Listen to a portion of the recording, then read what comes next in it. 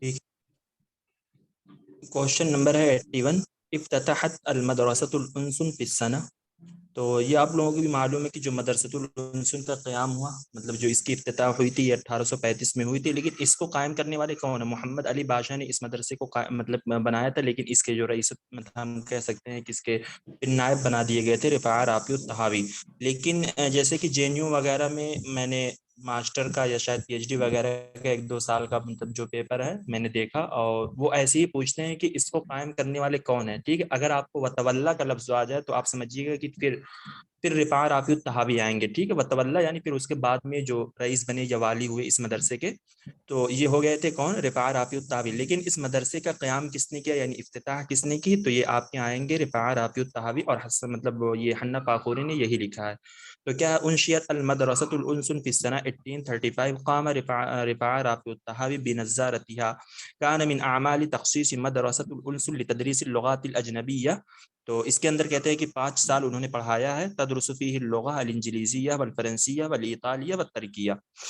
تو مدرسۃ الانسن، تو رفاع رافع الطحاوی کی اگر پیدائش دیکھیں تو یہ مصر کے اندر یعنی طہطا شہر میں ان کی پیدائش ہوئی ہے، جن کا مطلب اسٹیٹ ہے سوہاج اسٹیٹ۔ ٹھیک ہے، محافظت سوہاج طہطا شہر ہے، یہ 1801 میں پیدا ہوئی ہیں، 1873 میں ان کی وفات ہوئی ہے۔ تو ایک تو یہ ہو گیا، پھر ٹھیک ہے، تو رفاع رافع الطحاوی یہ مطلب یہاں سے اگر آپ ان کی جو ہسٹوریکل مطلب چیزیں ہیں اگر آپ دیکھنا چاہیں تو ان کا جو مطلب ازہر میں ان کا التحاق کب ہوا تھا؟ 1816 میں ہوا تھا یا 1817 میں ہوا تھا؟ آپ لوگوں کو کیا معلوم ہے؟ تو ویسے تو یہ ازہر میں 1817 میں داخل ہوئے تھے، پھر اس کے بعد کہا جاتا ہے کہ یہ 1821 میں تدریس کے لیے ازہر میں بیٹھ گئے تھے، پھر 26 میں یہ فرنسا کی طرف چلے گئے تھے۔ جب یہ فرنسا گئے تھے، پھر فرنسا سے یہ لوٹ کر کب آئے تھے؟ اور 24 میں تو یہ وہ بھی بنا دیے گئے تھے نا، عجن واعظا و اماما لاحدى فرق الجيش المصری، تو یہ 24 میں بنائے گئے تھے، اور پھر 26 میں یہ فرنسا گئے تھے۔ 33 میں انہوں نے کیا کیا تھا؟ انتقل رفاع مدرسۃ الطب الى المدرسۃ الطوبجیہ یا المدفعیہ، پھر 35 میں یہ مدرسۃ الانسن ان کا آ گیا۔ پھر کہا جاتا ہے کہ انہوں نے قلم الترجمہ کا بھی قیام کیا تھا، جو کہ 1841 میں بنایا گیا تھا، 1849 تک چلا تھا۔ پھر اس کے بعد مدرسہ الحربیہ کا قیام ہوا، جو کہ مدرسہ الحربیہ 1856 میں یہ مطلب انہوں نے ہی بنایا تھا، اور وہی اس کے رئیس رہے، اور 1861 تک ان کے زمانے میں مطلب چلا تھا۔ پھر رفاع رافع الطحاوی کو بھی 1850 میں سوڈان اسٹیٹ کی طرف مطلب سوڈان کی طرف ان کو رفاع کو جلا وطن کیا گیا تھا، اور 1850 میں رفاع رافع الطحاوی یہ مجلہ جو تھا الوقائع المصریہ کے رئیس التحریر بنا دیے گئے۔ پھر 1870 میں کہتے ہیں کہ محمد علی بادشاہ نے ایک مجلہ روضۃ المدارس کا قیام کیا، جو کہ پھر رفاع اس کے نائب بنے تھے، اور 73 میں کی رفاع کی وفات ہو گئی تھی۔ تو رفاع کی مطلب جو کچھ گنی چنی کتابیں مطلب ملتی ہیں، اور اکثر بیشتر جو آپ لوگوں سے پوچھی جاتی ہیں، جیسے اس مرتبہ ہم نے جے این یو کا جو پی ایچ ڈی کا انٹرنس دیا تھا، اس میں انہوں نے پوچھا تھا کہ جو یہ کتاب ہے کون ہے بھائی؟ پلیز وہ اپنے آپ کو میوٹ کر لیں، بہت زیادہ شور ہو رہا ہے۔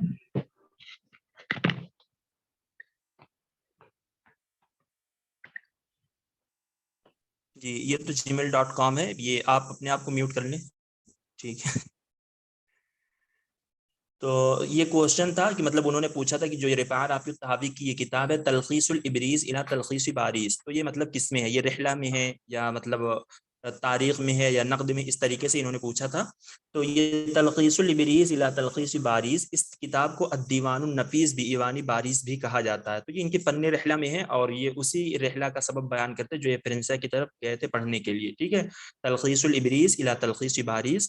باقی ان کی اور بھی بہت ساری کتاب ہیں، جیسے المرشد الامین للبنات والبنین فی التربیہ ہے ان کی کتاب، منہاج الالباب المصریہ فی مناہج الآداب العصریہ ہے، جو کہ یہ تعلیم و تربیت میں اور ان کی سب سے مشہور کتاب میں یہ مانی جاتی ہے۔ ٹھیک ہے، اور تاریخ قدماء المصریین ہے، انوار توفیق الجلیل فی تاریخ مصر ہے، اور ان کی اکثر بیشتر مطلب کتابیں اگر آپ دیکھیں گے تو مطلب مصر کی تاریخ پر ہی سب ہے۔ اور ان کی ایک کتاب ہے جمال الاجرومیہ فی النحو، ٹھیک ہے، التعریفات الشافیہ لمرید الجغرافیہ۔ تو کچھ اس طریقے سے ان کی جو مشہور کتابیں ہیں وہ آپ لوگوں کو ضرور یاد ہونی چاہیے، وہ ہمیشہ پوچھی جاتی ہیں۔ مطلب اگر آپ کو مطلب آپ کے کوشچن میں نہیں ملا نیٹ میں، لیکن کوئی اگر پی ایچ ڈی وغیرہ کا انٹرنس دے گا تو رفاع رافع الطحاوی کے تعلق سے ضرور کوشچن آتا ہے۔ ٹھیک ہے، کوشچن حافظ بھائی، نمبر ہے جی جی جمال الاجرومیہ جو بتا رہے تھے وہ قصیدہ ہے نا، وہ کتاب ہے؟ نہیں نہیں، یہ ان کی فن نحو میں کتاب ہے، یہ جمال الاجرومیہ۔ اوکے۔ جی تو نفیہ محمد عبدہ الی بیروت فی السنہ، یہ کہا جاتا ہے کہ مطلب محمد عبدہ کے بیروت کی طرف جلاوطن کیا گیا. تو دیکھیے ان کے جو مطلب جلاوطن کی جو تاریخ آتی ہے، ہمیں 81 ملتی ہے، ہمیں 82 بھی ملتی ہے. ٹھیک ہے، تو اگر ہمیں 81 یا 82 ملی تو ہم اس سے ریلیٹ کر سکتے ہیں کہ محمود سامی البارودی کو بھی 82 میں اسی ڈیٹ میں جلاوطن کیا گیا تھا. بس فرق یہ ہے کہ محمود سامی البارودی جو کہ 17 سال کے بعد واپس لوٹے تھے، یعنی ہم کہہ سکتے ہیں 1899 میں. ٹھیک ہے، لیکن یہ 1888 میں لوٹ آئے تھے.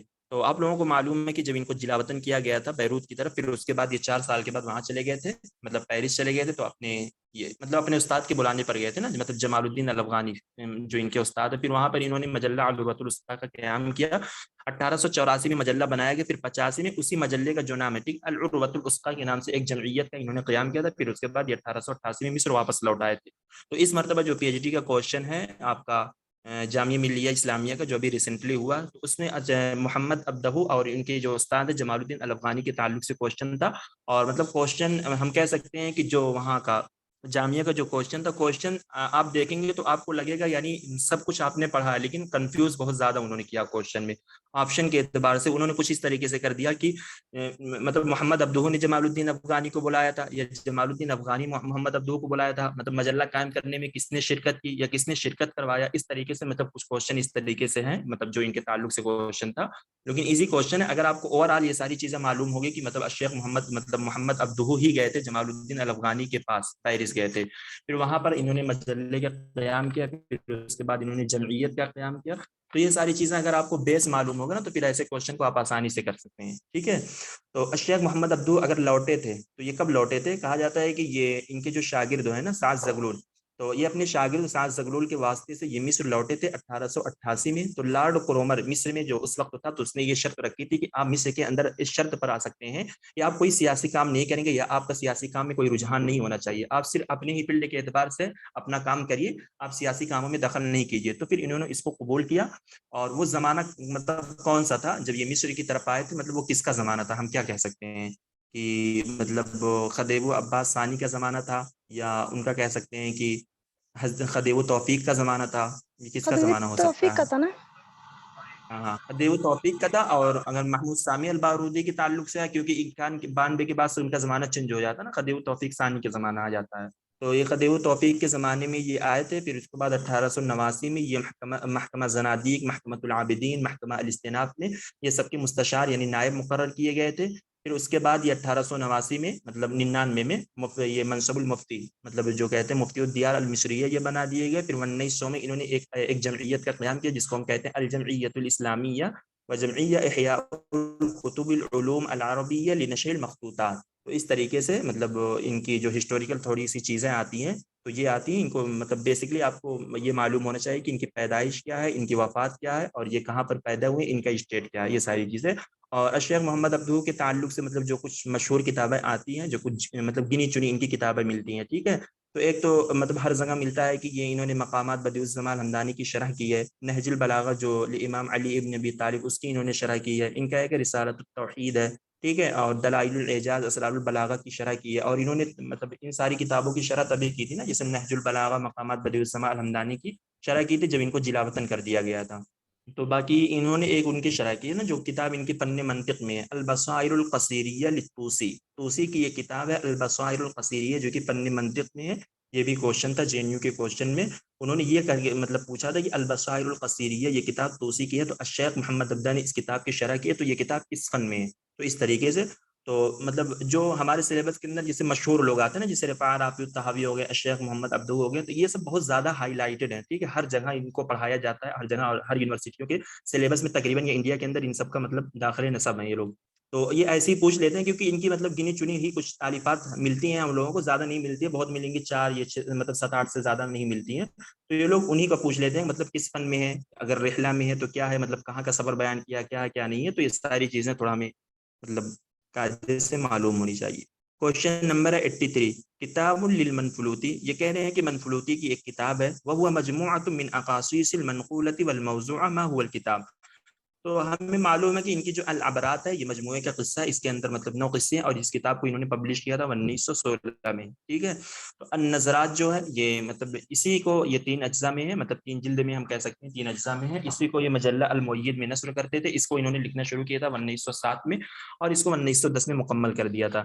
آپ کا پی وائی کیو سے ایک کوشچن ہے نا، مطلب مختارات المنفلوطی، تو شاید پی وائی کیوز میں انہوں نے یہ پوچھ رکھا ہے، یہ آپ کا نیٹ ہی کا پی وائی کیوز ہے، مختارات المنفلوطی نے یہ شیخ یہ مصطفیٰ لطفی المنفلوطی صاحب نے مختارات میں جو اشعار لیے ہیں وہ کس زمانے کے شعراء کے اشعار کو لیا ہے، کہ مطلب عباسی زمانے کو لیا ہے، یا اموی زمانے کو لیا ہے، یا عصر حدیث کے شعراء کو لیا ہے، یا مطلب جاہلی زمانے کو لیا ہے۔ تو یہ مختارات المنفلوطی میں یہ عباسی زمانے کے بڑے بڑے مشہور شعراء جیسے آپ کے ابو العلا المعرری ہو گئے، بٹری ہو گیا، متنبی ہو گیا، ابو تمام ہو گئے، تو ان سب کے اشعار کو انہوں نے مختارات المنفلوطی میں جمع کیا ہے۔ باقی ان کی فی سبیل التاج کہتے ہیں فرانسو کوبیے کی یہ روایت تھی، جس کو انہوں نے لکھ کر، مطلب یہ فرانسیسی ترجمہ ہے، یہ سعد زغلول کو انہوں نے 1920 میں ہدیہ پیش کیا تھا۔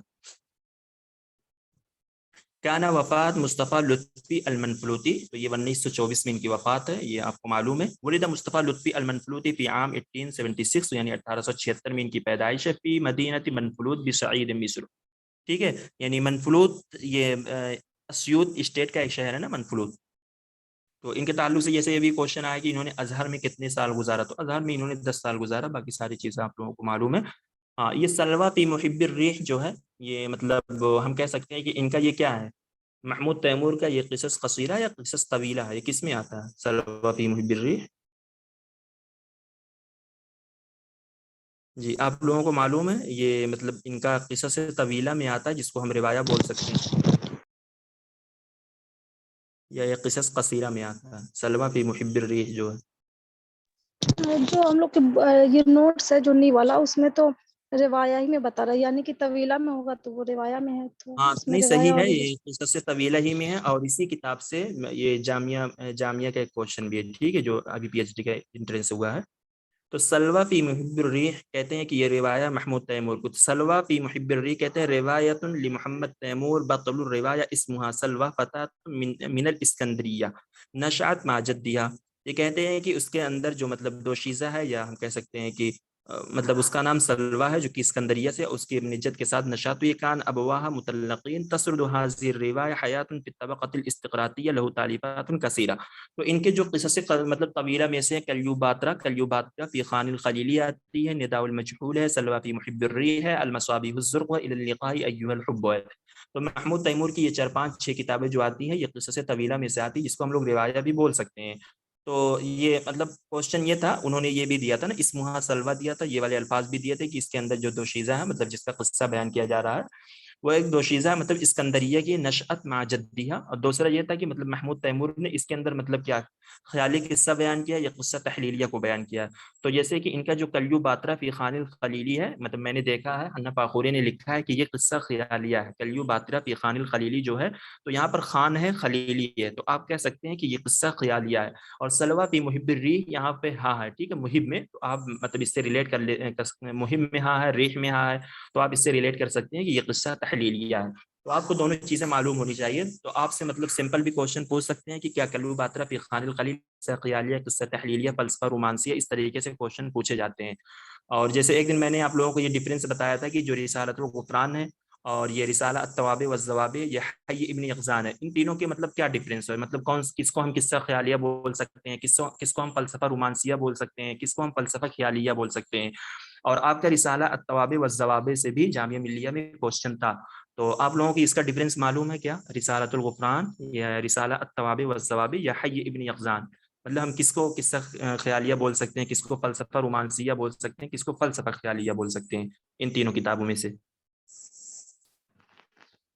حی ابن یقظان جو ہے یہ قصہ فلسفیہ ہے، فلسفیہ، اور رسالۃ التواب والزواب ابن شہید کا جو ہے وہ قصہ خیالیہ ہے، ہاں ٹھیک۔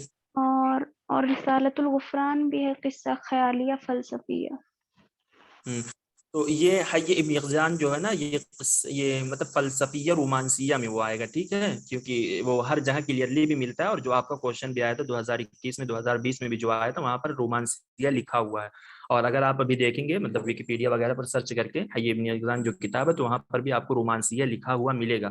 تو وہی ڈفرینس میں نے بتایا تھا کہ مطلب رسالہ التواب والزواب جو ہے یہ قصہ خیالیہ ہے، اور رسالۃ الغفران جو آپ کا یہ فلسفہ خیالیہ ہو جائے گا، اور یہ فلسفہ رومانسیہ میں آ جائے گا. آپ کا حی ابن یقظان جو ہے یہ فلسفہ رومانسیہ میں آ جائے گا. اور یہاں پر سلوہ فی محب الریح یہ قصہ تحلیلیہ ہے، اور کلیو باترا فی خان الخلیلی یہ قصہ خیالیہ ہے. ٹھیک ہے، ریپیٹ کریں ایک بار اس کو یہ رسالہ التواب والزواب یہ قصہ خیالیہ.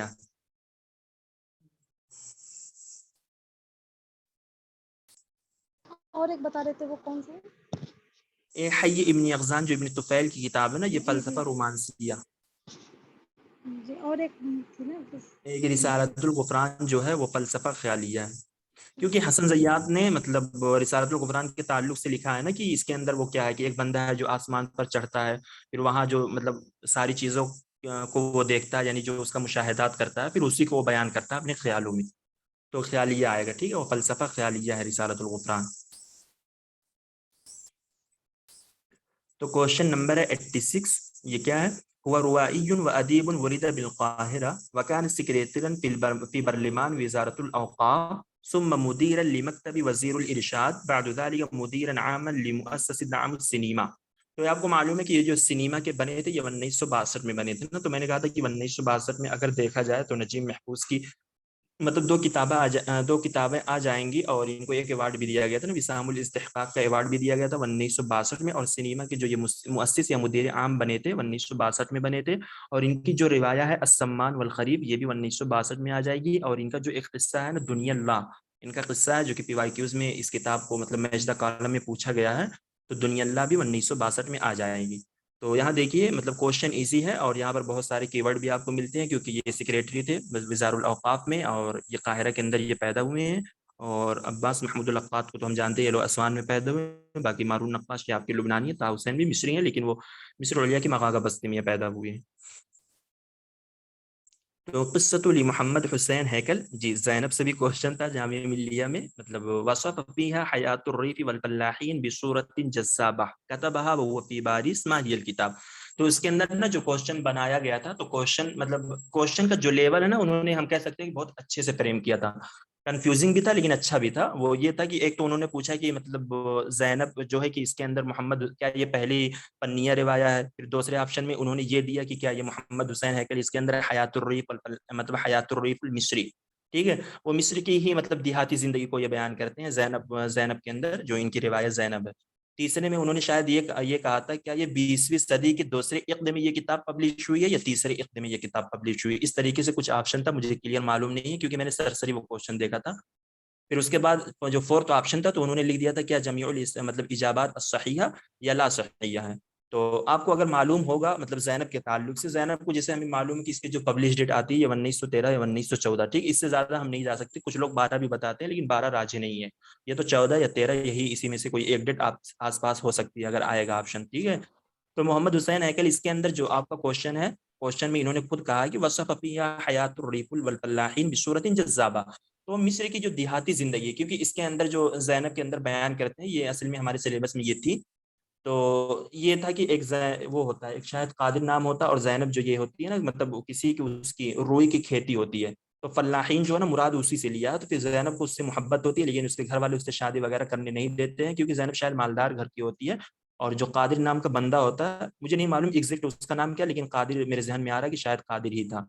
تو اس کے گھر والے اس وجہ سے اس سے شادی نہیں کرنے دیتے کیونکہ وہ غریب الوطن ہوتا ہے. وطن کا مطلب یہ ہے کہ وہ غریب ہے، وہ کھیتی وغیرہ کرتا ہے، اور زینب جیسی بہت مالدار گھر کی ہوتی ہے، انڈسٹری والی بیٹی ہوتی ہے.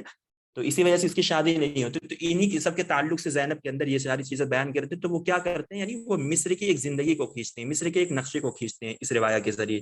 تو وہی ہے. تو اس کا سب سے بڑا کی ورڈ اگر آئے گا نا حیات الریف، جو ریف ہوتا ہے نا، ریف کا مطلب دیہاتی زندگی. تو یہی ہے حیات الریف المصری، مصر کی دیہاتی زندگی کو ہی یہ زینب کے اندر بیان کرتے ہیں. تو یہ کہا جاتا ہے نا التی تعتبر اول روایہ مصریہ فی العصر الحدیث، کہتے ہیں کہ اس کو پہلی پنی روایہ مانی جاتی ہے مصر کے اندر عصر حدیث میں.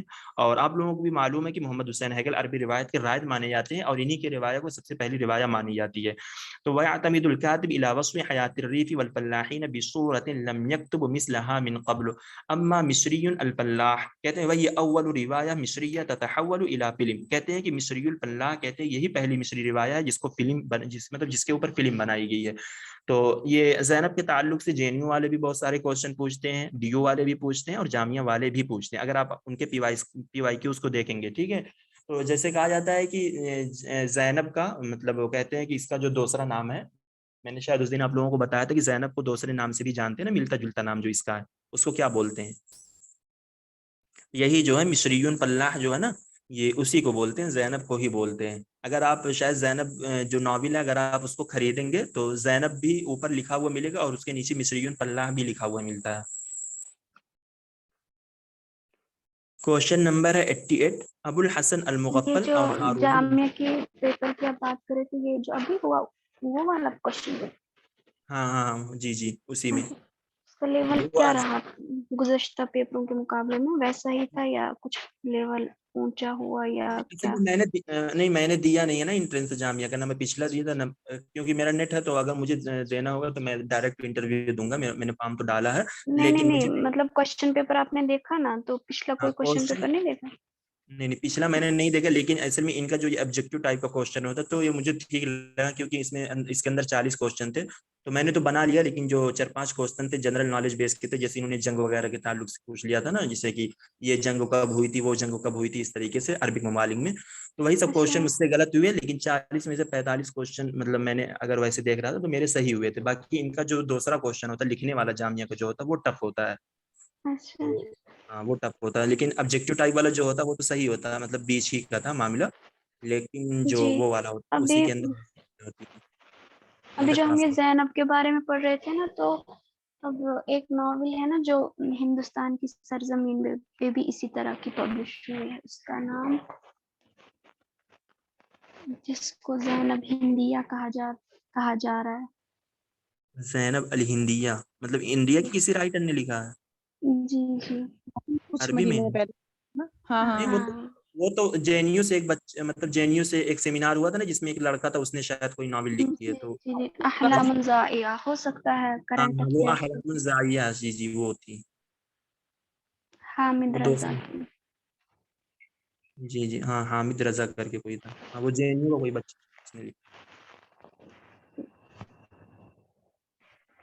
اچھا اسی کتاب کو زینب الہندیہ کہا جاتا ہے؟ مجھے نہیں معلوم. ہاں اس کو وہ میں نے ان کا وہ جو ان کا ویبینار تھا نا وہ میں نے جوائن کیا تھا، اس میں جو مصر کے ناقدین تھے انہوں نے اس کو نام دیا تھا.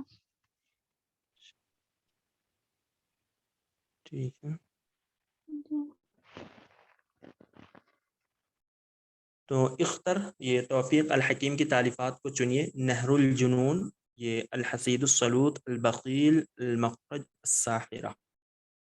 یہ کیا ہے؟ توفیق الحکیم کی مؤلفات کو چننا ہے نا آپ کو. تو الحسید الصلوط یہ آپ کو معلوم ہے کہ یہ ان کا 1853 میں یہ پبلش ہوا ہے. ارے مارون نقاش مارون صاحب. نقاش. بخیل بھی ہے، تو 2 اور 3 کو اگر ہم ایلیمینیٹ کر دیں، آپشن نمبر 1 بھی ہمارا چلا جائے گا، 2 بھی چلا جائے گا اور 3 بھی چلا جائے گا. تو اول رابع خامس آپ کا صحیح آنسر نا، نہر الجنون، المخرج، الساحرہ. یہ کتاب میں نے میری نظر سے کہیں بھی نہیں گزری توفیق الحکیم کی، حالانکہ ہوگی لیکن میں نے نہیں دیکھا مطلب کبھی مطلب جسے پڑھا نہیں، میرے ذہن میں ہے کہ یہ توفیق الحکیم کی یہ کتاب ہے نہر الجنون جو ہے، اور یہ المخرج الساحرہ.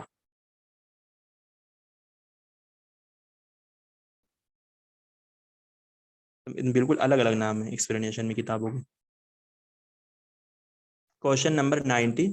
یہ کہہ رہے ہیں کہ ظہر اول محاولہ لتاسیس مدرسۃ الدیوان فی دیوان عبد الرحمن الشکری فی سنہ 1905 مع اسم الکتاب. تو یہ آپ لوگوں کو معلوم بھی ہے نا کہ مطلب ضوء الفجر کہا جاتا ہے کہ عبد الرحمن شکری کی جو کتاب یعنی جو ان کا پہلا دیوان ہے. اچھا انہوں نے سنہ جو کہ 1905 دیا، لیکن ہر جگہ یہ 1909 ملتی ہے. ٹھیک ہے، جبکہ ایکسپلینیشن میں انہوں نے دیکھی 1909 ہی دیا ہے، تو اوپر جو ہے نا 1905 وہ غلط ہے. یہ 1909 کتابوں میں ویکیپیڈیا میں اگر آپ دیکھیں گے تب بھی یہ 1909 ہی ملتا ہے. تو کہتے ہیں کہ ضوء الفجر جو ان کا پہلا دیوان آیا تھا تو مدرسۃ الدیوان کی یہ پہلی کوشش مانی جاتی ہے. اور اس بندے نے بیچارے نے کوشش کی اور لوگوں نے اسی کے اوپر اس کو اٹیک کر کے بالکل مار ڈالا. یقال ان عبد الرحمن الشکری هو اول من حاول وخطأ خطوة لتأسيس مدرسة الديوان في سنة 1909 ضوء الفجر فيه الشعر الذاتية ليس للمجتمع وغيرها تبعه الأقاد والمازني بكتابهم الديوان في النقد في سنة 1931. تو یہ وہی ہے کہ مطلب کہا جاتا ہے کہ ان کی جو مطلب پہلا دیوان ہے ضوء الفجر کہا جاتا ہے کہ مدرسۃ الدیوان کی تاسیس کی یہی پہلی کوشش تھی یا پہلی بنیاد بنی تھی. پھر اس کے بعد جب انہوں نے کتاب الدیوان ان لوگوں نے نکالا تھا 1921 میں تو پھر پراپر مدرسۃ الدیوان کے ڈھنگ سے شروعات ہو گئی تھی. تو عبد الرحمن الشکری کے تعلق سے کوشچن ہمیشہ آتا ہے, اس مرتبہ بھی آیا تھا, 2020 میں بھی آیا تھا, 19 میں بھی آیا تھا. تو ان کی تاریخ پیدائش اگر آپ دیکھیں یہ 1888 میں یہ پیدا ہوئے ہیں, ٹھیک ہے, یہ بور سعید میں پیدا ہوئے ہیں, ٹھیک ہے, لیکن ان کی اسکندریہ کے اندر وفات ہوئی ہے 1958 میں 1958 میں. تو ان کی بہت ساری کتابیں, جیسے آسام والی کوشچن میں یہ پوچھا تھا نا کہ الاعترافات یہ کس کی کتاب ہے, تو ان کا یہ نثری ترجمہ ہے. ان کے 3 یا 4 نثری ترجمے ہیں, ایک ہے الاعترافات, ایک ہے الخطرات, ایک ہے الثمرات, ایک ہے حدیث ابلیس. یہ 4 ہی ان کے نثری ترجمے ہیں. تو ہو سکتا ہے کہ آپ سے پوچھ لیا جائے اس مرتبہ بھی, تو آپ لوگوں کو معلوم ہونا چاہیے. باقی ان کے دیوان ہیں, آپ لوگ ایک مرتبہ ویکیپیڈیا سے یا مطلب ان کو پڑھنے ضرور پڑھ لیں, ٹھیک ہے, عبد الرحمن شکری کے تعلق سے. کہ مطلب یہ 2020 میں تو یہ کوشچن تھا نا کہ مطلب 1912 میں یہ وہاں سے لوٹ کر آئے تھے, تو یہ جامعہ شیفلد میں ہی 1912 میں وہاں سے لوٹ کر آئے تھے. یہ گئے تھے مطلب بکالوریہ انہوں نے کیا تھا نا, مطلب بکالوریوس کی ڈگری لے کر آئے تھے 1912 میں. پھر اس کے بعد یہ 1904 میں کہاں گئے تھے, 1906 میں یہ کہاں گئے تھے, 1909 میں یہ کہاں گئے تھے. تو اس طریقے سے کوشچن آتے ہیں عبد الرحمن شکری کے تعلق سے. تو آپ لوگ ویکیپیڈیا مرتبہ ضرور دیکھ لیں اگر ابھی تک آپ لوگوں نے نہیں دیکھا, کیونکہ ابھی تو ہمارے پاس ٹائم ہے. Question number 91. تو کہتے کتاب ہیں کہ الدیوان جو ہے, کتاب الدیوان یہ 1931 ہے اس کی. نہیں وہ میں ایکسپلینیشن کر رہا تھا, 1921 میں یہ پبلش ہوا ہے, ٹھیک ہے. 21 جی مطلب اسی دیوان کی وجہ سے ہی نا مدرسۃ الدیوان پھر نام ہی پڑ گیا اس جماعت کا. جی. Question number 91. عقدت اول اجتماع لجماعت ابولو فی بیت. کہتے ہیں کہ جو پہلا اجتماع قائم ہوا, مطلب پہلی میٹنگ جماعت ابولو کی, اس کے گھر میں کرما بنت ہانی. کہتے ہیں کرما بن ہانی جو ہے, انعقد اول اجتماع لجامعت ابولو فی منزل کرما بن ہانی فی یوم الاثنین. اچھا, کرما بن ہانی انہی کو وہ کہا جاتا ہے نا کہ یہ احمد شوقی کی مطلب کیا تھی, وائف تھی نا یہ کرما بن ہانی. گھر کا نام کہا جاتا ہے, گھر کا بھی نام کہا جاتا ہے اور کہیں کہیں وائف بھی ملتا ہے, پتہ نہیں. جی چلیے, ہاں تو وائف فی منزل. جی اسی میں ہے بولیے. جو اس میں وائف ایک جگہ اس کا نام دیا, ایک جگہ ان کی وائف کا کچھ اور نام دیا ہے, باقی تو گھر کا ہی آتا ہے یہ کرما بن ہانی. میں نے پتہ نہیں کہاں سے ایک مرتبہ لکھا تھا کہ ان کی وائف کا نام کیا ہے, یہ ہو ہی نہیں سکتا, یہی میں نے لکھا تھا خدیجہ شاہین. خدیجہ شاہین, پتہ نہیں میں نے کہیں سے پڑھ کے لکھا تھا, کہاں سے لکھا مجھے یاد نہیں, لیکن میں نے اس کو کاٹا ہے. سیدہ سریا ہے جی نا بیوی کا نام, تو میں نے کہا سریا ہے ان کی بیوی کا نام, اب کرما پتہ نہیں ہے نہیں ہے مجھے نہیں پتا. تو ہو سکتا ہے پھر ان کا گھر ہی کا وہ ہوگا, ایڈریس ہوگا کرما بن ہانی. ما هو اول رئیس لجماعت ابولو. تو جماعت ابولو کی یہ پہلے رئیس ہے. مطلب کچھ لوگ کہتے ہیں کہ 4 دن کے بعد ان کی مطلب یہ ہٹ گئے تھے, ان کی وفات ہو گئی تھی. کچھ لوگ کہتے ہیں 40 دن کے بعد, اور دونوں ملتا ہے. تو ان توقیب احمد شوقی اول رئیس لجماعت ابولو وثم خلیل مطران ثم احمد ذکی ابو شادی حی احمد شوقی الجمعیہ والمجلہ بقولی. تو یعنی احمد شوقی نے یہ مرحبا کہا تھا نا, مطلب اس کا ترحیب کی تھی جماعت ابولو کی جب ان کو رئیس بنا دیا گیا تھا. ابولو مرحبا بکی یا ابولو فانک من عقاز الشعر ذل نقاط. اس طریقے سے مطلب انہوں نے جماعت ابولو کی اس طریقے سے مطلب وہ کی تھی, ترحیب کی تھی. مطلب جیسے کہ زمانے جاہلیت میں سوق عکاظ کی سب سے بڑی اہمیت تھی, تو انہوں نے مطلب سوق عکاظ کو وہ کر کے مطلب من عقاظ الشعر, سوق عکاظ سے تشبیہ دی ہے. Question number 93. مجلہ السمیر ہی مجلہ نشرہ ایلیا ابو ماضی توقفت اصدار المجلہ فی سنہ. تو دیکھیے یہاں پر توقفت کو بھی پوچھتے ہیں یہ لوگ, یعنی یہ مجلہ چلا تو کب رک گیا. تو یہ مجلہ ایلیا ابو ماضی کا مجلہ السمیر 1929 یعنی 1929 میں یہ مجلہ بنا تھا. پھر اس کے بعد یہ تو مطلب ہفتے میں 5 دن نکلتا تھا نا. پھر 1936 سے اس مجلے کو یومیہ بنا دیا گیا تھا, یعنی روز آنا یہ مجلہ پھر صادر ہوتا تھا. اور یہ 1957 میں ایلیا ابو ماضی کی وفات کے ساتھ یہ بھی دفن ہو گیا, ٹھیک ہے, یعنی اس کو بھی بند کر دیا گیا. اخترت تصریحات الصحیحہ عن عصبہ الاندلسیہ. تو کوشچن نمبر 94. کہتے ہیں کیا یہ 1921 میں یہ بنائی گئی؟ بالکل نہیں, یہ تو مدرسۃ الدیوان کی ڈیٹ ہے. تو کہتے ہیں مجلہ العصبہ کا جو اصدار تھا مطلب وہ کب رکا تھا, یہ کتنا دیا, 1940 دیا ہے نا. تو یہ کب بند مطلب یہ 1933 میں مطلب یہ چلا تھا، پھر اس کے بعد یہ کب بند ہوا تھا 1947 میں. تو یہ بھی میرے خیال سے دوسرا بھی غلط ہے، کیونکہ بند ہوا تھا پھر یہ دوبارہ جب شروع ہوا تھا 1947 سے ہی شروع ہو گیا تھا نا، 1947 سے 54 تک دوبارہ چلا تھا یہ. اس کا مطلب یہ دوسرا بھی غلط ہے. شکر اللہ الجر صاحب الفکرہ فی تاسیسہا اصلا، تو ٹھیک ہے بالکل صحیح ہے. شکر اللہ الجر سے ہی الاسبوع الاندلسیہ کے قیام کا فکرہ آیا تھا. تولا شفیق معلوم ریاست تحریر المجلۃ الاصلاح. تو یہ تیسرا اور چوتھا جو آپشن ہے یہ بالکل صحیح ہوگا. اور شکر اللہ الجر نہیں، وہ جو یہ رشید ایوب صاحب کی جو کتاب ہے نا ہی الدنیا، اس کا انہوں نے مقدمہ لکھا ہے. شکر اللہ الجر صاحب نے ہی الدنیا کا مقدمہ لکھا ہے، اور اغانی الدرویش کا مقدمہ میخائیل نعیمہ نے لکھا ہے، اور شکر اللہ الجر نے ہی الدنیا کا مقدمہ لکھا ہے.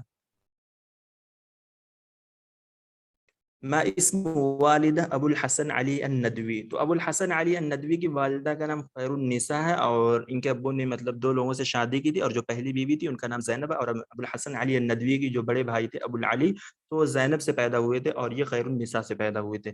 تزوج عبد الحی الحسنی خیر النساء فی السنہ، مطلب 1904 میں انہوں نے شادی کی تھی، بعد وفات زوجته الاولى زینب بنت سید عبد العزیز بن سراج الدین. کانت خیر النساء، اچھا یہ علی میاں ندوی صاحب کی جو ماں ہے وہ شاعرہ بھی تھی. كانت خير النساء هي شاعرة المحافظة في القرآن الكريم، كانت لها مجموعة والشرعية مطبوعة في الجزئين، ولها كتاب في المسائل الاجتماعية والتربية الأولاد والتعليم النساء. ولدت ابو الحسن علی الندوی، یعنی ان کی ماں مطلب بہت نیک صالح تھی، قرآن کریم کی حافظ تھی، شاعرہ بھی تھی. ان کے شاید کچھ اشعار کے مجموعے بھی ہیں جو مطلب زہد اور حکمت پر دلالت کرتے ہیں، اور کچھ عشق میں یعنی عشق نبی میں انہوں نے لکھا ہے. تعلم عبد الحی الحسنی اللغة العربية من، تو یہاں پر یہ ملتا ہے مطلب السید عبد السلام الواسطی سے. اچھا یہ کسی نے آپ لوگوں نے کہیں پر پڑھا ہے کیا کہ یہ انہوں نے انہی سے سیکھا تھا عربی لغت کو؟ السید عبد السلام الواسطی. مطلب میں نے بہت ساری کتابیں دیکھی لیکن مجھے ان کا کہیں نام نہیں دکھا عبد السلام الواسطی کا. یہ مطلب یہ صرف اسی موک ٹیسٹ میں دیکھ رہے ہیں ہم لوگ. ہاں ابھی تک تو نہیں دیکھے ہیں کہیں پہ. ہاں تو میں نے اصل میں جو ان کے تعلق سے دیکھا، ایک تو انہوں نے مطلب جیسے کہ کہا جاتا ہے کہ انہوں نے جو حدیث پڑھا، اور پھر انہوں نے ریاضی بھی پڑھا تھا، انہوں نے طب بھی پڑھا تھا، اور نحو صرف وغیرہ بھی انہوں نے پڑھا تھا. تو پہلے اس کی ایکسپلینیشن دیکھ لیتے ہیں کیا ہے. اولا تعلم عبد الحی الحسنی اللغة الفارسیہ، وبعد ذلك تلمذ على السید عبد السلام الواسطی لتعلیم اللغة العربیہ، وكذلك تعلم اللغة العربية والصرف والنحو، ونال العلوم الدينية من المدرسة المدنية المتوسطة، وقرأ الفقه والنحو. تو یعنی ان کے جو ایک بڑے بیٹے تھے نا عبد العلی، ہم کہہ سکتے ہیں کہ ان کے جو بڑے بیٹے ان کا نام کیا تھا؟ عبد العلی تھا. مطلب جو ندوہ کے وہ بھی تھے نا، ان کے وفات کے بعد مطلب علی میاں ندوی صاحب ہی ندوہ کے اندر امین عام بنا دیے گئے تھے. تو ان کا نام کیا تھا؟ عبد العلی تھا. تو انہوں نے جو طب کو پڑھا تھا نا، وقار الطب الطبیب الشہیر عبد العلی. تو یعنی ہم کہہ سکتے ہیں کہ ان کے جو بیٹے کا نام ہے عبد العلی، تو ان کے جو طبیب کے استاد ہے ان کا نام بھی ہے عبد العلی. تو انہوں نے الطبیب المشہور یا طبیب الشہیر عبد العلی سے انہوں نے طب کو پڑھا تھا، اور انہوں نے حدیث کو پڑھا تھا حسن بن محسن الانصاری الجمانی کے ہاتھ پر، اور انہوں نے ریاضی کو پڑھا تھا احمد الدیوبندی کے ہاتھ پر، اور انہوں نے نحو صرف اصول تفسیر فقہ وغیرہ کو پڑھا تھا الشیخ محمد نعیم الفرنگی و فضل اللہ کے ہاتھ پر. یہ 3-4 اساتذہ مطلب ان کے تعلق سے ملتے ہیں جو مجھے معلوم ہے، باقی اگر آپ لوگوں کو معلوم ہے تو کچھ بتائیں. ایک بار ریپیٹ کریں گے کیا؟ ٹھیک ہے. الشہیر الطبیب، ٹھیک ہے، الطبیب الشہیر، ٹھیک ہے، عبد العلی. تو جو مشہور طبیب ہے عبد العلی سے انہوں نے طب کو پڑھا تھا. تو اس سے آپ لوگ یاد کر سکتے ہیں نا، ان کے جو بڑے بیٹے تھے ان کا نام بھی عبد العلی تھا.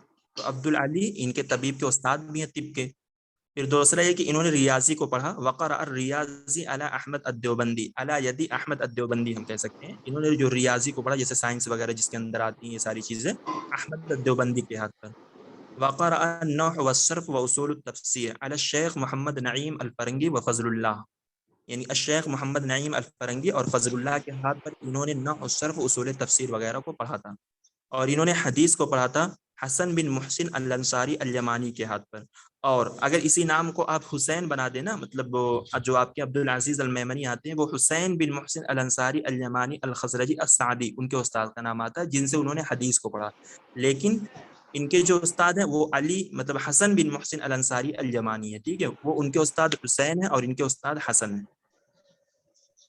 یعنی ہم کہہ سکتے ہیں کہ بیٹے رہے ہوں گے ان کے.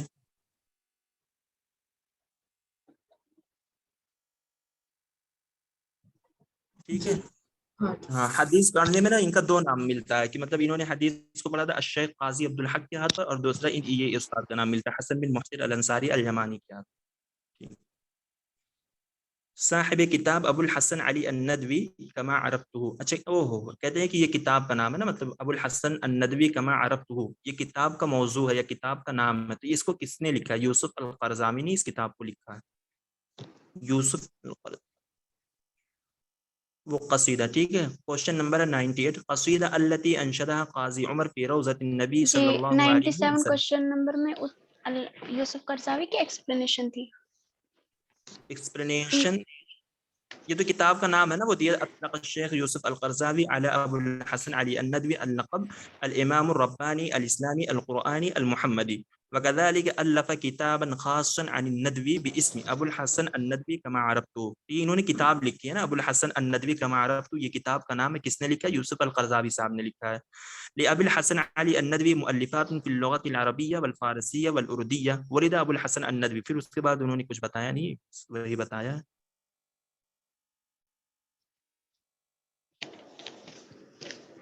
تو یہ القصیدہ العمریہ آپ لوگوں کو معلوم ہے کہ اس کو صلی اللہ بھی بولتے ہیں، ہم لوگوں کا مطلب کوشچن بھی آیا تھا اس کے تعلق سے۔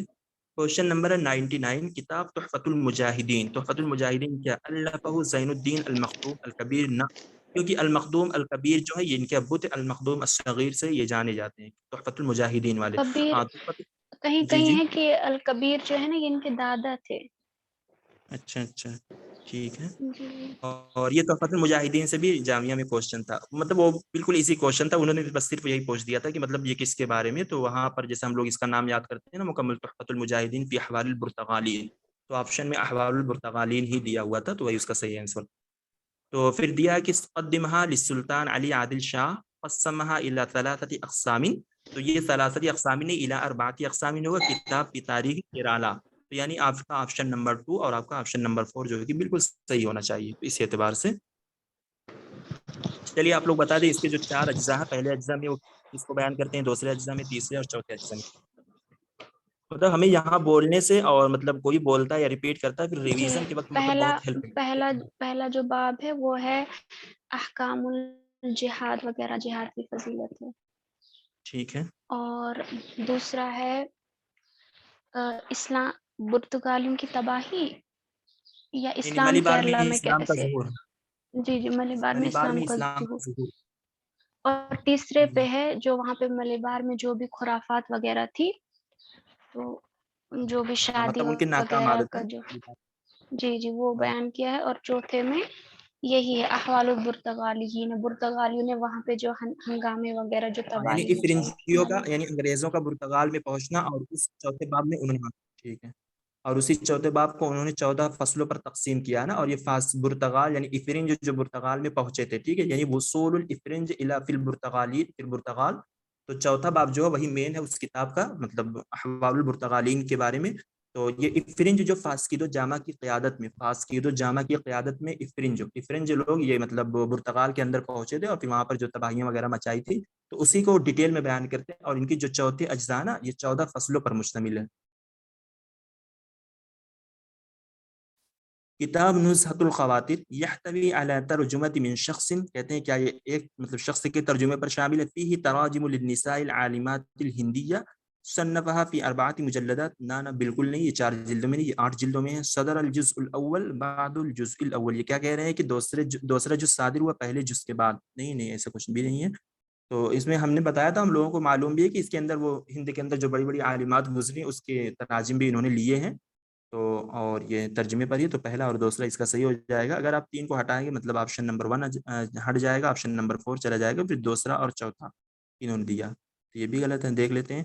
يعد الكتاب نزهة الخواطر من أهم الكتب التي صنفها في تاريخ عالم الهندي، بذل عبد الحي الحسنی كل الجهود لتألیف في ترجمة في أكثر، ٹھیک یعنی 4500 سے زیادہ اعلام کو انہوں نے اس کتاب کے اندر ترجمہ کیا ہے، وهو مرجعا هاما للإمام بتاريخ السير والتراجم والانساب عبر العصور، وفيه تراجم للنساء العالمات المسلمات الهندية، صدر الجزء الثاني قبل ان تصدر الجزء الاول، یہ کیا کہہ رہے ہیں کہ دوسرا جز صادر ہوا مطلب پہلے جز کے صادر ہونے سے پہلے، رتبها فی 8 مجلدات، اور اس کو انہوں نے مرتب کیا تھا دوسری 8 جلدوں میں، ٹھیک ہے، یہ اس کو انہوں نے مرتب کیا تھا 8 جلدوں میں، اور صدر الجزء الثانی، کیا کہہ رہے ہیں، صدر الجزء الثانی، دوسرا جز صادر ہوا بعد الجزء، ان کے پہلے جز کے بعد.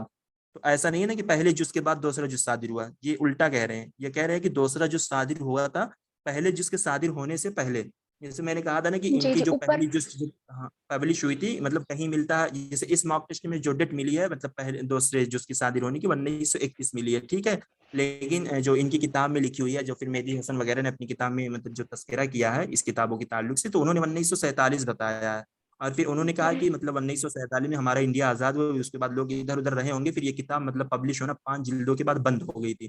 پھر مولانا ابوالکلام آزاد نے اس کو دارالمعارف یہ عثمانیہ سے، مطلب جو حیدرآباد میں ہے، پھر اس سے انہوں نے اپنے خاص نقطے پر اس کتاب کو مکمل پھر پبلش کیا. جی اگر اوپر ہوتا ہے صدر الجزء الثانی قبل الجزء الاول تو صحیح ہوتا. ہاں تو صحیح. جی ٹھیک ہے. یعنی ہمیں یہ یاد رکھنا کہ اس کا دوسرا جز پہلے صادر ہو گیا تھا اور پہلا اس کے بعد ہوا تھا. جبکہ اگر دیکھا جائے جنرلی لوگ پہلے جز کو پہلے پبلش کرتے ہیں اور دوسرے کو بعد میں ترتیب وار کرتے ہیں، لیکن یہ کتاب مطلب الٹی ہو گئی تھی. دوسرا جز پہلے ہو گیا تھا اور پہلا جز بعد میں ہو گیا. یہ ہے ڈفرینس. پہلا تو جز یہ بعد میں، یہ سادہ کوئی سمجھ ہاں نہیں آیا کیسے. پہلا جز تو نہیں سمجھ انہوں میں نے آئی. کیا تھا نا، انہوں نے پہلا جز لکھا تھا نا 1947 میں، مطلب ابھی 5 ہی اس پہ پہنچے تھے، لیکن پہلا مکمل انہوں نے لکھا تھا نا. اس کے بعد پھر حالات وہ ہو گئے تھے ہندوستان میں، تو پھر مولانا یہ ابوالکلام آزاد نے اس کو کمپلیٹ کروایا تھا 1970 میں. ایسا ہی ہے نا. لیکن انہوں نے پبلش نہیں کیا، نہیں ہے، لیکن انہوں نے پبلش نہیں کیا. کہتے ہیں کہ اس کتاب کو پبلش کرنے میں جو اس کی پہلی جلد یا دوسری جلد پبلش ہوئی ہے، وہ احسن گیلانی کر کے کسی کا نام آتا ہے. اچھا اچھا تو اچھا. انہوں نے پبلش کیا تھا، کیونکہ ان کی بھی ایک کتاب تھی، ٹھیک ہے. تو وہ بہت زیادہ کوشش تھی کہ میں پہلے اپنی کتاب کو پبلش کروں. لیکن جب ان کا انتقال ہوا، پھر جب ان کے ہاتھ یہ کتاب لگی نصرت الخواتین، تو انہوں نے دیکھا کہ میری کتاب سے زیادہ اہمیت اس کتاب کی اہمیت، ٹھیک ہے. تو انہوں نے کیا کیا، ان ٹھیک. کے ہاتھ جو بھی مطلب جلد لگی، تو انہوں نے پہلے اس کو پبلش کر دیا. تو اس کا مطلب ہم کہہ سکتے ہیں دوسری مطلب جو جلد ہے یا دوسرا جو جز ہے ان کے ہاتھ لگا ہوگا، انہوں نے اسی کو پہلے پبلش کر دیا. پھر اس کے بعد پہلی ہوئی، پھر اس کے بعد مرتب ہونے لگی. تو لیکن ہمارا انڈیا ٹھیک. آزاد ہوا 1947. اس کے بعد ادھر ادھر کے معاملات بہت سارے رہے ہوں گے. تو پھر یہ کتاب 5ویں جلد کے بعد رک گئی تھی. پھر مولانا ابوالکلام آزاد نے اس کو ٹوٹل کتنی ہے اس کے؟ اچھا 8 جلد. ٹھیک. ابھی تو آیا تھا نا کوشچن میں، جی 8 ٹھیک. مجلدات. یہ دیکھیے رتبہ فی 8 مجلدات.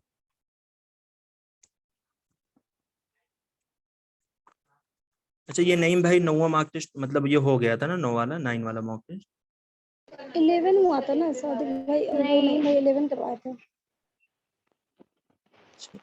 کروائے تھے.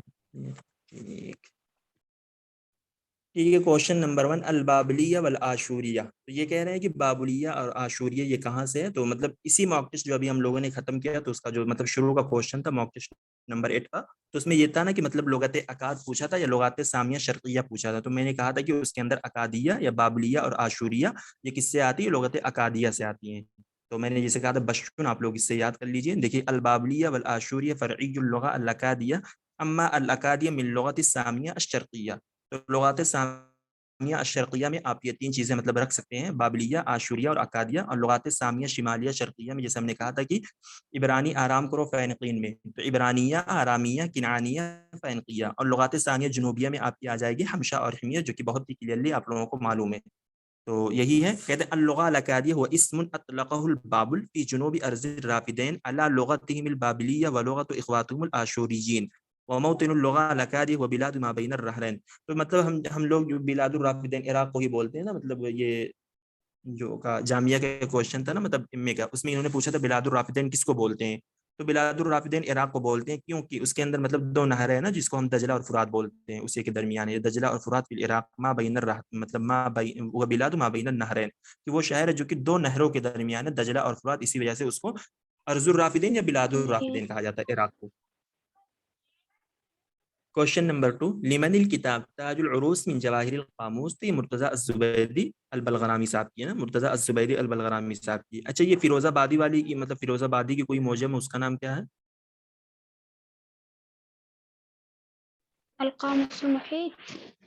ہاں ٹھیک ہے، بالکل صحیح کہا آپ نے.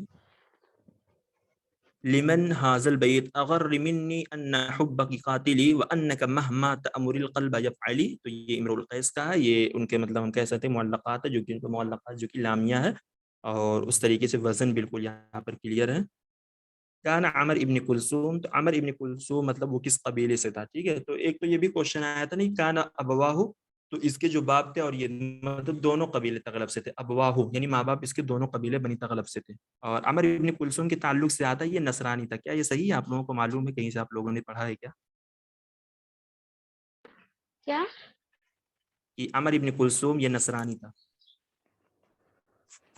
عمر بن کلثوم التغلبی، ہاں یہ اور اختر نصرانی تھے نا. ہاں ٹھیک ہے، میں نے بھی جی لکھ رکھا ہے، ہاں شاید کسی نے بتایا تھا لیکن جی ٹھیک ہے. جی جی، یہ حسن زیات میں بھی ہے ان کے حوالے سے یہ نصرانی ہے. اچھا نصرانی ہے، میں نے دیکھا نہیں ہے.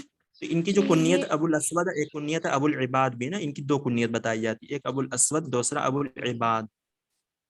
یہ جو ہے نا جزیرہ فراتیہ کے ہیں نا یہ لوگ، تو جزیرہ فراتیہ میں جو اکثریت تھی وہ عیسائیوں کی تھی، نصرانیوں کی تھی. اچھا ٹھیک ہے.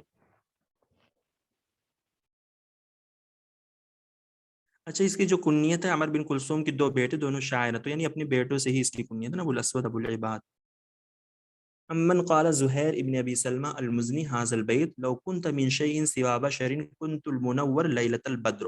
تو یہ بہت ہی مطلب تگڑی تعریف انہوں نے کی. جیسے کہ ہم لوگوں کو معلوم ہے نا کہ انہوں نے حارث بن عوف، یہ حرم بن سنان اور حارث بن عوف کی تعریف، لیکن سب سے زیادہ انہوں نے نا حرم ابن سنان کی تعریف کی ہے، ٹھیک ہے، حارث بن عوف کے مقابل میں. اور اگر دیکھا جائے جو کوشچن وغیرہ اکثر پوچھتے ہیں تو حرم ابن سنان کی انہوں نے زیادہ تعریف کی. کیا ہے؟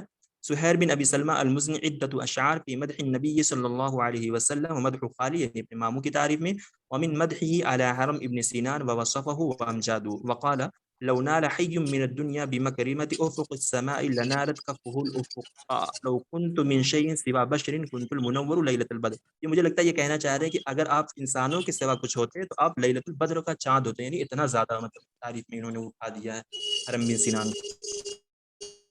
لیمن البیت یہ اشعار کس کے ہیں؟ تو یہ بالدمی، جیسے اگر ہم دیکھیں انترا کا جو معلقہ وہ کیا ہے، حل غادر الشعراء من متردمی ام هل عرفت الدار بعد توہمی، تو میمیہ ہے. تو اس طریقے سے یہ ان کے معلقے کے اشعار ہیں.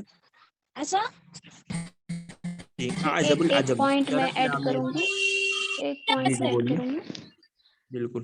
ابھی ہم جو بنی تغلب کے بارے میں پڑھ رہے تھے نا، تو ان کے بارے میں وہاں پہ کہا جاتا ہے کہ نصرانیوں کا غلبہ تھا یا تو خوارجوں کا غلبہ تھا وہاں پہ. تو وہاں پہ فتنے فساد وغیرہ جب ہو رہے تھے تو حضرت علی رضی اللہ تعالیٰ عنہ نے ان کو کہا تھا یا خنازیر العرب. کچھ کوٹیشن ہے، واللہ لئن صار ھذا الامر، اگر حکومت میرے ہاتھ میں ہوتی تو میں تم سب پر جزیہ لگا دیتا. مطلب لازعنا علیکم جزیہ، اس طریقے سے شاید کچھ ہے. جی جی کس کے جی، بارے یا میں کہا تھا؟ حضرت علی رضی اللہ تعالی عنہ نے بنی تغلب کو کہا تھا، بنی تغلب کے بارے میں، یہ جو اختل اور عمر بن کلثوم کا قبیلہ ہے نا، ان کے بارے میں. ہاں یعنی خنازیر العرب سے مراد بنو تغلب والے. جی جی جی. ٹھیک ہے. تو اعجب العجب شرح لامیت العرب یہ کس کی؟ جی نہیں میں بول رہی تھی، اور یہ کہا جاتا ہے، کہا تھا انہوں نے، یہ پھر کہا جاتا ہے کہ اگر اسلام نہ آتا تو بنو تغلب اتنے وہ تھے کہ سب کو کھا جاتے. صحیح. عمر ابن کلثوم. اچھا صحیح. تو اعجب العجب شرح لامیت العرب، اس کی شرح کس نے کی ہے؟ مطلب لامیت العرب کی شرح اعجب العجب یہ زمخشری صاحب بہت مشہور ہے. تو لامیت العرب کے یہ اشعار انہوں نے دیے نا، مطلب ایک ایک ہم لوگوں کو اشعار ضرور یاد ہونے چاہیے. کبھی کبھی کیا ہوتا ہے نا کہ مطلب یہ مطلب وغیرہ کو دیکھتے ہوئے کوشچن بن ہی جاتے ہیں. اقیم بنی امی صدور متیکم فانی الی قوم سواکم لا میلو، یہ ہے اس کے اشعار. من ہی الزوجۃ الاولی لامیت العرب کی شرح انہوں نے بھی لکھی ہے نا، ہمارے کامل یہ مبرد نے. صحیح ہے. مبرد نے بھی کی ہے اور رفاع رافع طحاوی نے بھی کی ہے لامیت العرب کی شرح. جی جی. اور بھی بہت سارے لوگوں نے کی لامیت العرب کی شرح. تو یہ عروہ ابن الورد کی پہلی بیوی کا نام انہوں نے پوچھ لیا. تو آپ مطلب معلوم ہے نا کہ مطلب سلمہ الغفاری جس کی کنیت ام وہب ہے، تماظر العبسیہ ان کی دوسری بیوی ہے، ٹھیک ہے، اور خالہ بنت کبیر اس کی محبوبہ ہم کہہ سکتے ہیں، یعنی ان سے شادی وغیرہ نہیں ہوگی، صرف عشق رہا ہوگا اور ان دونوں سے اس کی شادی رہی ہوگی. تو کیا تزوج عروہ ابن الورد من امرأۃ من بنی كنانة اسمها سلمى الغفارية، ٹھیک. وكانت كنيتها وهب ولكنها فارقت، یعنی اس سے جدائی ہوگی پھر طلاق. وفيها اولاد فتزوج عروة من تمازر العبسية ثانيا. ما هو الخطأ عن حسان ابن ثابت؟ حسان ابن ثابت کے بارے میں کیا؟ اصابہ بالعمی قبل وفاتہ، بالکل صحیح ہے کہ یہ بھی مطلب اندھے ہو گئے تھے. امہ فزیعہ بنت خنیس، تو ٹھیک ہے یہ مدینہ میں پیدا ہوئی. ان کا اکثر شعر جو ہے یہ مدح میں نہیں، یہ ہجا میں ہے، ٹھیک ہے. جیسے ان کو کیا کہا جاتا ہے؟ شاعر الانصار کہا جاتا ہے، مطلب پورے یمن کے شاعر الانصار. شاعر النبی ان کو کہا جاتا ہے پورے اسلام کے اندر نا. شاعر الانصار ان کو جاہلیہ میں کہا جاتا تھا، اور شاعر الیمن پورے اسلام کے اندر. کیسے ہے ان کا یہ مطلب؟ جی صحیح کہہ رہے ہیں آپ، صحیح کہہ رہے ہیں. ٹھیک ہے نا. شاعر الانصار تھے، یہ کس میں تھے؟ شاعر الانصار تھے یہ اس میں نا فی الجاہلیہ، شاعر الانصار جاہلیہ وشاعر النبی فی النبوہ، فی النبوہ. شاعر شاعر النبی. یمن فی الاسلام. ٹھیک ٹھیک.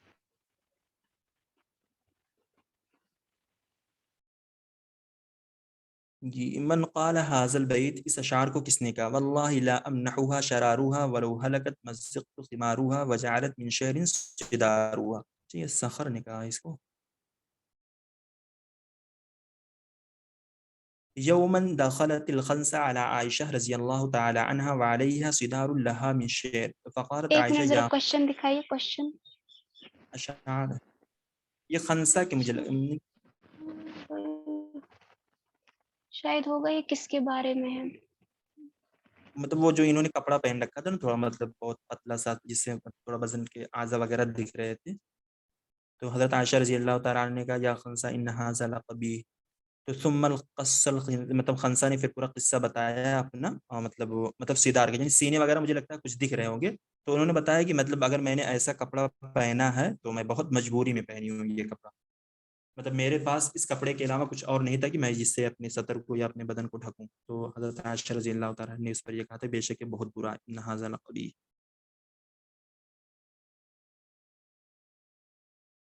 تو یہ شعر کس کے ہیں؟ خنسہ کے ہیں یا سخر کے ہیں؟ اشعار کس کے ہیں؟ دیا کن کے بھائی صاحب نے مجھے کہا، مجھے خنسہ لگ رہا. ہاں وہی ہوگا شاید. نہیں یہ تو کہہ رہے ہیں کہ نا مطلب انہوں نے اسی کو پہنا تھا نا، مطلب جس کو ان کے بھائی سخر نے دیا تھا. فقد زیع زوجها مالها كله الذي اعطاها اخيها سخر لما قالت امراه السخر. مطلب سخر کی بیوی نے کہا تھا، کہتے ہیں کس کو؟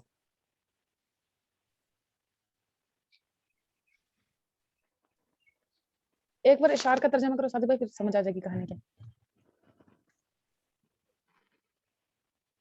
مجھے بھی کلیئر نہیں ہے اشعار کے مطلب ترجمے اچھے سے مجھے بھی کلیئر نہیں ہے.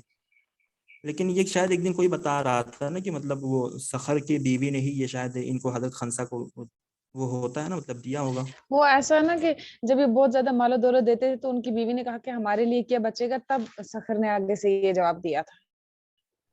شاید ایسا ہی ہے کچھ. چلیے پھر ٹھیک ایسے ہی ہوگا. مطلب یہ ہے کہ مطلب اشعار وغیرہ تو نہیں پوچھتے ہیں، مطلب اگر دے دیا انہوں نے تو تھوڑا بہت معلوم ہونا چاہیے. واللہ لا امنحها شرار.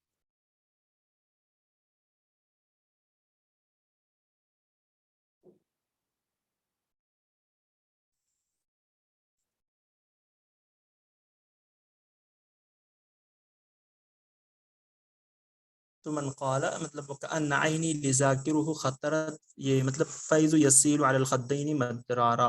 تو یہ خنسہ کا جو اشعار ہے نا یہ والا جو اس کا مرثیہ ہے، یہ کثیر الرماد اذا ما شطا والا، تو وہی ہے مدرارا. تو یہ مطلب رونے دھونے سے مطلب ایسے دیکھیے اشعار میں مطلب یہ کہ یسیل والا خدین دونوں مطلب اس کے گالوں پر آنسو ہی بہ رہے تھے، جوک در جوک آ رہے تھے، مدرارا جس کو بولتے ہیں. تو وہی ہے. تو یہ خنسہ کا ہے مطلب من شاعرۃ الجاہلیہ المشہورہ برسائیہ علی اخیہا سخر. تو یہ سخر کو زیادہ مانتی تھی نا، یہ مطلب سخر سے مطلب زیادہ محبت تھی اس کو، سخر بھی ان کو بہت مانتے تھے. اللہ ابلغ عنی بجیر مطلب رسالہ، مطلب بجیر کو میرا پیغام پہنچا دو. فحل لگا فیما قلت ویحک حل لگا، مطلب جو اس نے کہا اس میں تمہارا ناس ہو. یہ تو وہی ہے نا حجا پہ. کس نے کہا تھا؟ یہ کعب ابن زہیر نے کہا تھا جب ان کے بھائی بجیر نے اسلام قبول کر لیا تھا. تو بجیر نے 7 ہجری میں اسلام قبول کیا، اور خنسہ رضی اللہ تعالی عنہ نے 9 ہجری میں، اور 8 ہجری میں، اور کعب ابن زہیر نے 9 ہجری میں قبول کیا تھا. تو یہ اسلام قبول کر کے آئے تھے، پھر مطلب اپنے بھائی کو دعوت دے رہے تھے، تو اس وقت مطلب ان کو ہدایت نہیں تھی، توفیق نہیں ہوئی تھی، تو انہوں نے ان کی بھی ہجا کی، پھر اللہ کے رسول صلی اللہ علیہ وسلم کو بھی تھوڑا بہت برا بھلا کہا، پھر اس کے بعد ان کو توفیق ہوئی تو پھر انہوں نے اسلام قبول کیا۔ کنیت عمر ابن ابی ربیعہ، تو ان کی جو کنیت ہے ابا خطاب ہے، ابا حفص ہے، ابا بشر ہے، یہ تینوں چاروں ان کی کنیت آتی ہے عمر ابن ابی ربیعہ کی۔ هو شاعر قرشی يعد امام الشعراء الغزل عند العرب ابو لا يعرف۔ حفص بھی ہے ان کی کنیت؟ ابا حفص جی جی، تو وہ ان کی بھی تھی نا حضرت عمر رضی اللہ تعالیٰ عنہ کی، ان کی تو ابا عمر ابن خطاب ہے نا خطاب۔ جی۔ تو اس سے ابو مطلب حفص مشابہت نہیں، مشابہت دیتے ہوئے دیتے ہیں نا وہ اس کو عمر ابن ربیعہ کیوں دیتے ہیں؟ ان کے بارے میں کہا جاتا ہے نا کہ مطلب جس دن عمر بن خطاب رضی اللہ تعالیٰ عنہ کی وفات ہوئی اسی دن یہ پیدا ہوا تھا، ابا حفص، جی ابا بشر، ابا خطاب، اس طریقے سے کہا جاتا ہے۔ یہ کیا دیا ہے کہ مطلب یہی دیا ہے نا، هذا هو شاعر قرشی يعد امام الشعراء الغزل عند العرب لا يعرف التاريخ ابن ابي ربيعه الا مع الغزل، والغزل يقترن باسمه وكنيته ابو الخطاب، وله ابن اسمه بشر ويكنى ابن ابي ربيعه بابي بشر، تو مطلب ابا بشر، ابو بشر جو بھی ہے یہ بھی کہتے ہیں اس کو۔ انه لقبه بالمغير نسبة الى جدي، له ديوان كبير مستمر على 9,000 بيت من الشعر، نہیں ہے۔ من قال، اس کو کس نے کہا، تعلق روحی روحها قبل خلقنا ومن بعد ما كنا نزافا في المهدی، مطلب اتنا زیادہ روحی تعلق تھا، تو یہ روحی تعلق جن کا بھی تھا یہ تو آپ کو معلوم ہے کہ جمیل ابن معمر ہے۔ جمیل ابن معمر قصائد و ابیات کثیرہ عن بسینہ بنت حبہ وعن ولعه الیہا، یعنی اس کا مطلب یہ شوقین تھا۔ یقول وانی لارض من بسینہ بالذی لو ابصره الواشی لقرت بلا بلہ بلا وباللہ استطیع وبالمنہ وبالوعد، یہ مطلب نا اشعار ہیں ان کے، ٹھیک ہے، قصائد جس کو ہم کہتے ہیں، تو بالکل سٹا سٹا کر انہوں نے لکھا ہوا، تو مطلب پتہ نہیں چل رہا کہاں پر ہمیں وقف کرنا کہاں پر نہیں کرنا ہے۔ تو یہ جو ہے کہ کس نے کہا، تو آپ لوگوں کو اگر نہیں معلوم ہے تو اس کو نوٹ کر لیں، ہو سکتا ہے کوشچن میں پوچھ لیا جائے۔ من لقب الاخطل بلقبه، کہتے ہیں کہ اخطل کو اس لقب سے کس نے ملقب کیا تھا؟ اچھا، تو یعنی اخطل کا تو پورا نام کیا تھا؟ غیاث بن غوث تھا، تو کہتے ہیں کعب بن جویل نے۔ تو ایک تو اس کو دوبل بھی کہا جاتا ہے جس کا مطلب ہوتا ہے الحمار الصغیر، تو شجار زیادہ کرتا تھا، فی صباح مع زوجۃ ابیہ فلقبہ دوبل، دوبل مطلب کیا؟ الحمار الصغیر، وكذلك كان يكثر من هجاء الناس ولذلك لقبه شاعر عشيرته كعب بن جويل اخطل ومعناه السفی، وكانت کنیته ابو مالک، ابو مالک غیاث ابن غوث اس کی مطلب وہ ہے، اور یہ پیدا ہوا مطلب 640 یعنی 19 ہجری میں نا، 619 ہجری میں اس کی پیدائش ہے، اور 92 میں اس کی وفات ہے۔ 92 میں تو آپ کو اندلس بھی پتا ہوا تھا نا، تاریخ میں زیاد نے پتا کیا تھا۔ ما ہوا کنیت الفرزدق، فرزدق کی کنیت ہے ابو فراس، کنیت الفرزدق ہوا ابو فراس، اس کا کنایہ کیا عمر ابن ابی ربیعہ، ویکن عمر ابن ابی ربیعہ بابی الخطاب، تو یہ عمر ابن ابی ربیعہ کا بتا رہے ہیں۔ ابو مالک ہوا غیاث ابن غوث، مطلب یہ سارے آپشن کو یہ لوگ سبھی بتا کی رہے ہیں۔ بتا رہے جی۔ تو ابو حرزہ یہ کنیت جریر، مطلب یہ سارے مطلب جو ہے نا اس مطلب سب کی کنیت ہے، سب اپنے بیٹوں سے مطلب ملا جلا کر، جیسے جریر کا ایک بیٹا تھا جس کو ہم لوگ حزرہ مطلب حرزہ بولتے ہیں، تو جریر کی جو بیوی تھی خالدہ بنت سعید، اس نے ام حرزہ کر لیا تھا، اس کی کنیت تھی، اور جریر کی ابو حرزہ ہو گئی تھی۔ تو فرزدق کے 5 اولاد، بتہ، سبتہ، خطبہ، رقزہ، زمعہ، وکان زمعہ شاعرن، تو زمعہ جو کہ شاعر تھا۔ توفی جریر، اچھا جریر کی جو وفات ہے مطلب وہ کہیں کہیں ملتا ہے کہ فرزدق کی بھی وفات 110 ہجری میں، اور جریر کی بھی، اور کہیں کہ فرزدق کی جیسے نفاخوری وغیرہ نے 114 لکھا ہے، ٹھیک ہے، فرزدق کی، اور اگر ویکیپیڈیا آپ دیکھیں گے تو ویکیپیڈیا میں بھی آپ کو فرزدق کا 114 ہی ملے گا، تو لیکن حسن زیاد نے 110 ہی لکھا، اور یہ کہا جاتا ہے کہ پہلے فرزدق کی وفات ہوئی تھی، پھر اس کے 40 دن کے بعد کس کی وفات ہوئی ہے؟ مطلب اس کی وفات ہوئی ہے، جریر کی وفات ہوئی ہے، یہ کہا جاتا ہے۔ جیسے کہا جاتا ہے کہ نا ابن زیدون اور ولادہ کے درمیان، تو پہلے ابن زیدون کا انتقال ہوا، پھر اس کے 20 سال کے بعد اس کا انتقال ہوا ولادہ کا۔ ابن زیدون کی کب وفات ہوئی تھی؟ ابن زیدون کی وفات ہو گئی تھی 464 میں، یعنی 1071 میں، اور ولادہ کی کب ہوئی تھی؟ 384 یعنی 494 میں ہوئی تھی نا، 20 سال کے بعد، ٹھیک ہے۔ کوشچن نمبر 18، لم ینل بشار حظوة فی العصر الاموی، کہتے ہیں کہ بشار کو کوئی مرتبہ نہیں ملا تھا اموی زمانے میں، کیونکہ لانہ کان مولا، مولا تو یہ نہیں تھا، اس کے ابو تھے نا، کان ابوہ برد مولا لبنی عقیل ابن کعب من بنی عامر، ان کے ابو جو کہ بنی عقیل ابن کعب جو کہ بنی عامر کے موالی میں سے تھے، یعمل الطیان جو کہ گارا ماٹی کا کام کرتے تھے، جو گھر وغیرہ بناتے ہیں۔ ولد بشار ابن برد مولا لدى العقیلیہ ثم اعتقه بعد ان توفی والده برد، تو اس کے بعد اس کو مولا عقیل سے مطلب جانا جانے لگا. ونسب بالعقیل بشار بن برد بن یرجوق العقیلی, اس کا پورا نام آتا ہے نا, تو اسی وجہ سے یہ عقیلی کی طرف منسوب کیا جاتا ہے. اور بشار نے اسی وجہ سے کوئی مرتبہ نہیں پایا تھا کیونکہ ان کے ابو مولا تھے, مطلب یہ ہم کہہ سکتے ہیں کام وغیرہ کرتے تھے. غلام تھے غلام. ہاں غلام ہے. ولما جاءت الدولة العباسیہ, تو کہتے ہیں لقی شعرہ حزبۃ کبیرہ حجا بشار خلیفۃ المہدی و وزیرہ یعقوب بن داؤد. تو یہ تو ان سب کا حجا تو کیا تھا, اور خلیفہ مہدی نے اس کو مارا بھی تھا, 70 کوڑے مارے تھے زندگی کی وجہ سے. لیکن یہ جب اس نے واصل ابن عطا کا حجا کیا تھا تبھی اس کو بصرہ سے جلا وطن کر دیا گیا تھا 744 AD میں. تو یہ ہے. اور بشار ابن برد کے ہی اسی تعلق سے آتا ہے. مہدی نے پھر اس کو قتل کروایا تھا, کوڑے مارے جب تھے نا تو اسی سے قتل ہوا تھا, پھر مر گیا. تو بشار ابن برد کے بارے میں یہ بھی کہا جاتا ہے نا, جب یہ چھوٹا تھا تو یہ بچپن ہی سے جریر اور فرزدق کی زیارت کیا کرتا تھا, ان کے گھرانے کی مطلب چکر لگایا کرتا تھا جریر اور فرزدق کا جو گھرانہ تھا. تو تبھی اس کا اثر تھا, کیونکہ جب یہ پیدا ہوا تھا تو اس کے دور میں ہجویہ شاعری ہی چل رہی تھی, اور اس نے سب سے پہلے اپنی شاعری کی جو ابتدا کی تھی ہجویہ شاعری سے ہی کی تھی نا. یہ کیا کہہ رہا تھا کہ اگر میں مطلب جریر ان پر ہجا کرتے تھے, یہ کہتا تھا کہ اگر میں مطلب پلٹ کر ان سب کا جواب دے دیتا تو میں سب سے بڑا شاعر ہوتا اس زمانے میں. بشار بن برد نے کی تھی جریر کی ہی جو. ہاں تو پھر مطلب جریر لوٹا بھی رہا تھا نا, تو پھر اس نے جواب نہیں دیا تھا اس کا واپس. شروع میں تو یہی آتا ہے نا کہ بشار ابن برد نے ہی ہجا کیا تھا جریر. جیسے ایک ہوتا ہے کہ جیسے کہ اگر فرزدق وغیرہ جیسے لوٹاتے تھے تو ان کو نقائص بول دیا جاتا ہے کہ اسی ٹاپک پر وہ لوگ لوٹا رہے ہیں. تو یہ لوٹاتا نہیں تھا, اس نے ہجا کر کے اپنا کام مطلب بس ختم کر دیا. پھر یہ کہہ رہا تھا کہ اگر میں جریر کو مطلب ہجا, کیونکہ وہ جان گیا تھا کہ جریر کتنے پانی میں اور میں کتنے پانی میں, اسی وجہ سے یعنی وہ موہ ہی نہیں لگا اس کی, یعنی میرے مرتبے کے مطابق یہ ہے نہیں جریر. صادق بھائی نقائص تو تب ہوتا نا جب قافیہ وزن وغیرہ سب سیم ہوتا ہے, تب ہوتا ہے. اس کے لیے تو یہ شرط ہوتی ہے نقائص کے لیے. اور یہ کہا جاتا ہے نا کہ جریر نے اس کا کوئی آنسر نہیں کیا تھا, اس کا کوئی جواب نہیں دیا تھا, تو اس نے بولا تھا کہ اگر جریر نے میرا جواب دے دیا ہوتا تو میں سب سے بڑا شاعر ہوتا. یہی میں بھی سوچ رہی تھی. جی کچھ میں الٹا بول دیا ہوں. ہاں آپ بول رہے تھے اس کو جریر نے کوئی جواب نہیں دیا تھا. ہاں صحیح ہے, نہیں آپ نے صحیح کہا, بالکل میں ہی الٹا بول رہا ہوں, تو مجھے کچھ کنفیوژن ہو رہی تھی. تو نقائص تو وہی ہوتا ہے, نقائص کا مطلب قافیہ وزن ہو یا نہ ہو, لیکن جو ٹاپک پر بندہ بول رہا ہے وہ ٹاپک سیم ہونی چاہیے, یہ ہوتا ہے نقائص کا معاملہ.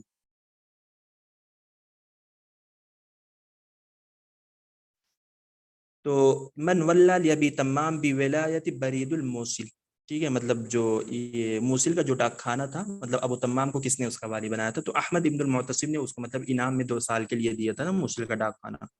كان ابو تمام بارعا في الشعر وفاق في مطلب یہ نظمی حتى يبلغ لم يزاحمه في احد من اهل عصره انه اتصل باحمد ابن مطلب احمد بن المعتصم ومدحه فاجازه بولایت برید الموصل. تو ابو تمام کے تعلق سے یہ آتا ہے نا کہ یہ شاعر جو کہ وہاں گیا تھا, مطلب حمص گیا تھا, تو وہاں پر دیق الجنی سے اس کا مصادفہ ہوا, یعنی ہم کہہ سکتے ہیں کہ سامنا پڑا. اور یہ بھی کہا جاتا ہے کہ ابو تمام نے مطلب بہت سارے لوگوں کے مطلب مرثیہ بھی کہا ہے نا, تو اس نے مرثیہ کہنا جو سیکھا تھا یہ دیق الجن الحمصی سے سیکھا تھا, جو کہ سوری شاعر کا ایک بندہ. تو دیق الجنی کی کتاب کے نام سے کتاب بھی نصیب عریضہ نے لکھی ہے, جس کو کہا جاتا ہے کہ ایک تاریخی قصہ ہے. پھر اس کے بعد 208 میں ابو تمام مصر آیا تھا, پھر وہاں پر مصر آیا تو وہاں پر اس نے مطلب علم وغیرہ کو سیکھا تھا, اور یہ جامع استاد میں جامع عمر کے استاد میں پانی وغیرہ پلانے کا یہ کام کرتا تھا.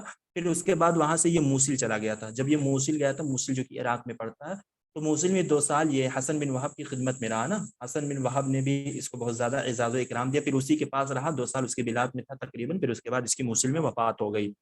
تو ابو تمام کے تعلق سے آتا ہے نا کہ یہ جاسم میں پیدا ہوا, لیکن اس کی جو نشات ہوئی ہے یہ دمشق میں ہوئی ہے, یعنی ہم کہہ سکتے ہیں کہ 803 188 میں اس کی پیدائش ہے. اور اس کے ابو جو تھے حائق تھے, یعنی جس کو ہم کہتے ہیں نا کپڑا بننے والے, جن کو جولہا بولتے ہیں اردو میں اپنے لینگویج میں اگر دیکھا جائے. اور ان کی جو پیدائش وفات ہے 845 یعنی 231 ہجری میں یا 232 ہجری دونوں ملتا ہے, اور یہی ہمارے ابن سلام الجمحی صاحب کی وفات ہے. توفی البحتری فی سنہ, کہتے ہیں کہ بحتری کی وفات ہوئی کس سن میں, تو یہ ہم لوگوں کو معلوم ہے 284 میں. تو اچھا بتائیے 284 میں آپ میں کن کی پیدائش ہے, جو آپ کے تراجم میں آتے ہیں, اور بھی کوئی ہے کیا جن کی 284 میں پیدائش ہے؟ 284 یعنی 897 میلادی.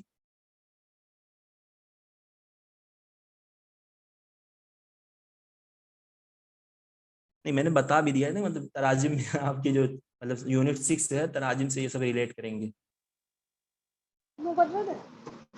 جی ابو الفرج الاصفہانی صاحب ہے نا, ان کی 284.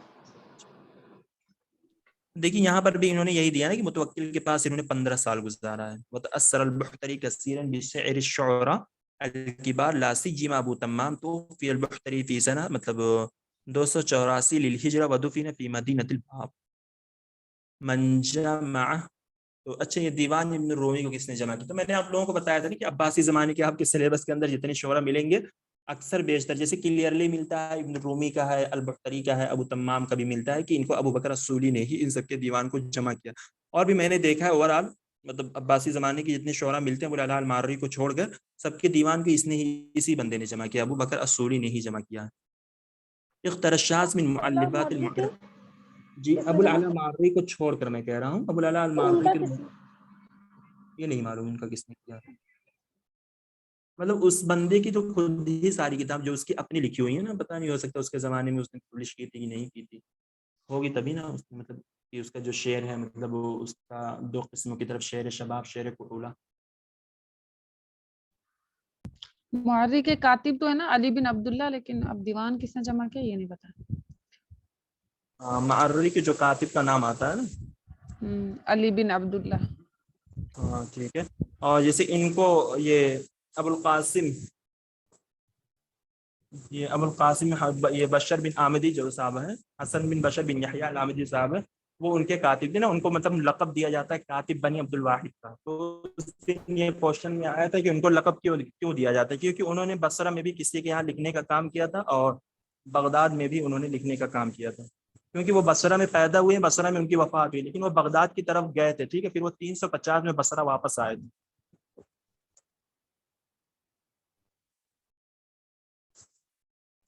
مورجی کے بارے میں بتا رہے ہیں؟ جی کس کے بارے میں بتا رہے ہیں؟ آمدی کے بارے میں. آمدی اچھا ابو القاسم حسن بن بشر بن یحییٰ الآمدی.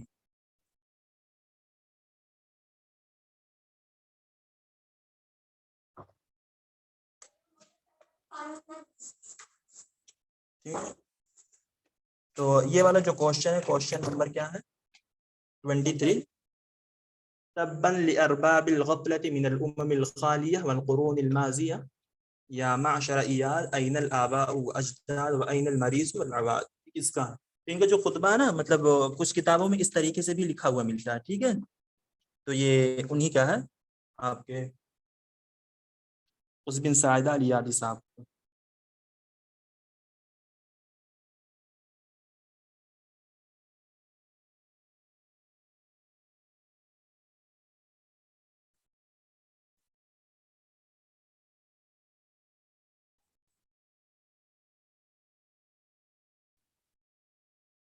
تو من قال اس کو کس نے کہا؟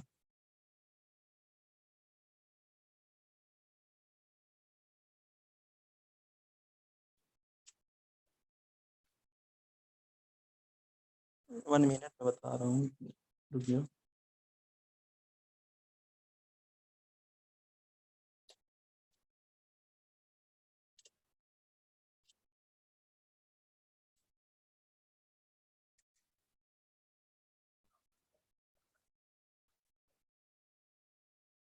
تو یہ جود القرآن واقل الروایت عن الرسول صلی اللہ علیہ وسلم یہ کس نے کہا تھا؟ تو یہ حسن زیات میں ہے نا، یہ اس کے تعلق سے ہے، حضرت عمر رضی اللہ تعالیٰ عنہ کے تعلق سے ہے. یہ مطلب انہوں نے اس موقع پر کہا تھا کان عمر ابن خطاب رضی اللہ تعالیٰ عنہ وبعض الصحابہ یخافون التوسع فی روایت الحدیث حرصا علی کتاب اللہ. تو وقال انہوں نے کہا تھا کہ جود القرآن واقل الروایت عن رسول اللہ صلی اللہ علیہ وسلم ولم یشر عمر رضی اللہ تعالیٰ عنہ بجمع الحدیث کما اشار بجمع القرآن. کیونکہ مطلب نا مطلب لوگوں کا رجحان پہلے حدیث کی طرف جا رہا تھا، تو عمر رضی اللہ تعالیٰ نے اس بات پر کہا تھا یہ کما اشار بجمع القرآن لانه خاف ان يترك کتاب اللہ بسبب الاحادیث کما فعل اہل الکتاب.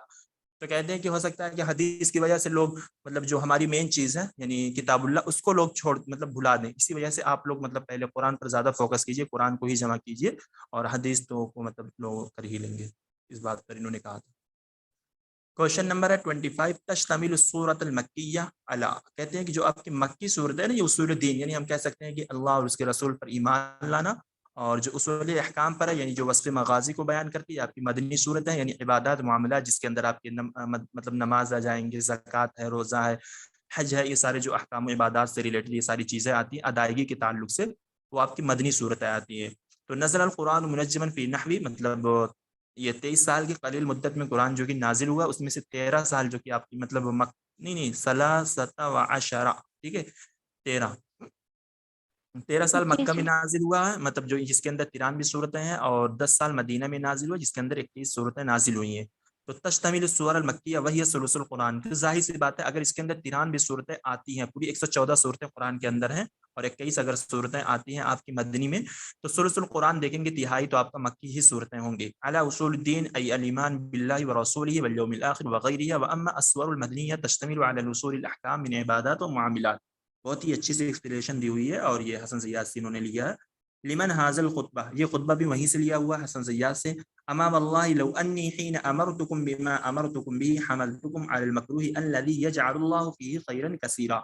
تو یہ خطبہ کا مطلب ہم کہہ سکتے ہیں بیچ کا پیراگراف ہے، انہوں نے وہیں سے اٹھا لیا۔ تو حسن زیاد کے اندر حضرت علی رضی اللہ تعالیٰ عنہ کے جو چیپٹر ہے اس کے اندر شاید 1 یا 1.5 خطبے ہیں چھوٹے چھوٹے، تو اس کے جو پیراگراف ہے نا آپ لوگ اس کو تھوڑا دیکھ لیں۔ تو جیسے یہ بھی پوچھا جاتا ہے نا جو آپ کی ایکسپلینیشن میں، کان علی ابن طالب رضی اللہ تعالیٰ عنہ خطیبا ماہرا ومن کلامی علی وان الخطایا خیل شمس حمل علیہ اہلها وخلع لجمع فتحمد بهم في النار، یہ ساری چیزیں مطلب آتی ہیں۔ کوشچن نمبر 27، من ول الکوفہ والبصرہ لزیاد ابن ابی، تو یہ معاویہ رضی اللہ تعالیٰ عنہ کے زمانے میں بنے تھے 45 ہجری میں، اور 45 ہجری میں انہوں نے اپنا خطبہ پیش کیا تھا بصرہ کے اندر، الخطبۃ البتراء، ٹھیک ہے۔ اچھا خطبۃ کرکوک، خطبہ الکرکوک یہ قاضی الفاضل کا ہے، الخطبۃ الشوہا یہ صحبان ابن وائل کا ہے، الخطبۃ الشقشقیہ کہا جاتا ہے حضرت علی کا، اور الخطبۃ البتراء یہ زیاد ابن ابی کا۔ اس کو بترا یعنی ابتر کہا جاتا ہے، سب سے بدتر خطبہ، کیونکہ اس کے اندر انہوں نے اللہ کی مطلب اللہ کی حمد و ثنا نہیں بیان کی ہے، یہ ہے اس طریقے سے۔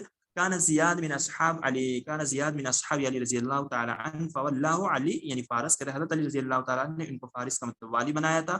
فلما قتل علی، تو عرض معاویہ ان تستمیر زیاد یلحقہ بنسبہ فلا، یعنی زیاد، اچھا یہ بھی اپنے نسب کو دینا چاہتے تھے، لیکن واعلن معاویہ انہ اخو من والدہ، ان کے ابو تو مطلب دینا چاہتے تھے سفیان، لیکن وہ حضرت عمر رضی اللہ تعالیٰ عنہ کی ڈر سے وہ نہیں دیکھ پائے۔ ایسا کچھ نہیں ہے، مطلب کہا بھی جاتا ہے کہ مطلب ہو سکتا ہے کہ ان کی ماں کا ان کے ساتھ اتصال رہا ہو، لیکن مطلب ان کے بارے میں کوئی یہ کنفرم بات نہیں ملتی ہے، اور سب لوگ ان کو اس وجہ سے اپنا نسب دینا چاہتے تھے کیونکہ ایک تو یہ تو بادی کے غلام تھے پہلی بات، اور ان کے ابو جو تھے مطلب ان کی ماں جو تھی حارث بن کلدہ الثقفی کی بادیہ تھی، تو حارث بن کلدہ الثقفی نے عبید نامی ایک غلام تھا مطلب جو کہ رومی الاصل تھا، ان سے ان کی ماں کی شادی کر دی تھی جس سے یہ زیاد ابن ابی پیدا ہوئے تھے۔ تو یہ بچپن ہی سے ان کی ذہانت و فطانت کا اندازہ مطلب اس نے لگا لیا تھا، کیونکہ یہ بہت ہی تیز تھے، فصیح اللسان تھے، یہ ساری چیزیں ان کے اندر تھیں۔ تو تبھی ان کے تعلق سے یہ بھی آتا ہے نا کہ جب عمر بن عاص رضی اللہ تعالیٰ نے ان کے خطبے کو حضرموت میں سنا تھا تو وہ کہتے تھے کہ اگر یہ قریش سے ہوتے تو عرب کا سارا حکم مطلب اسی کے لیے ہوتا۔ تو یہ ساری چیزیں آپ لوگوں کو معلوم ہے جو کہ گھوم گھوم کر آتی ہوئی ہیں مطلب بار بار۔ کوشچن نمبر ہے 28، من واضع النقطہ وعلامت الاعراب لمصحف، ٹھیک ہے۔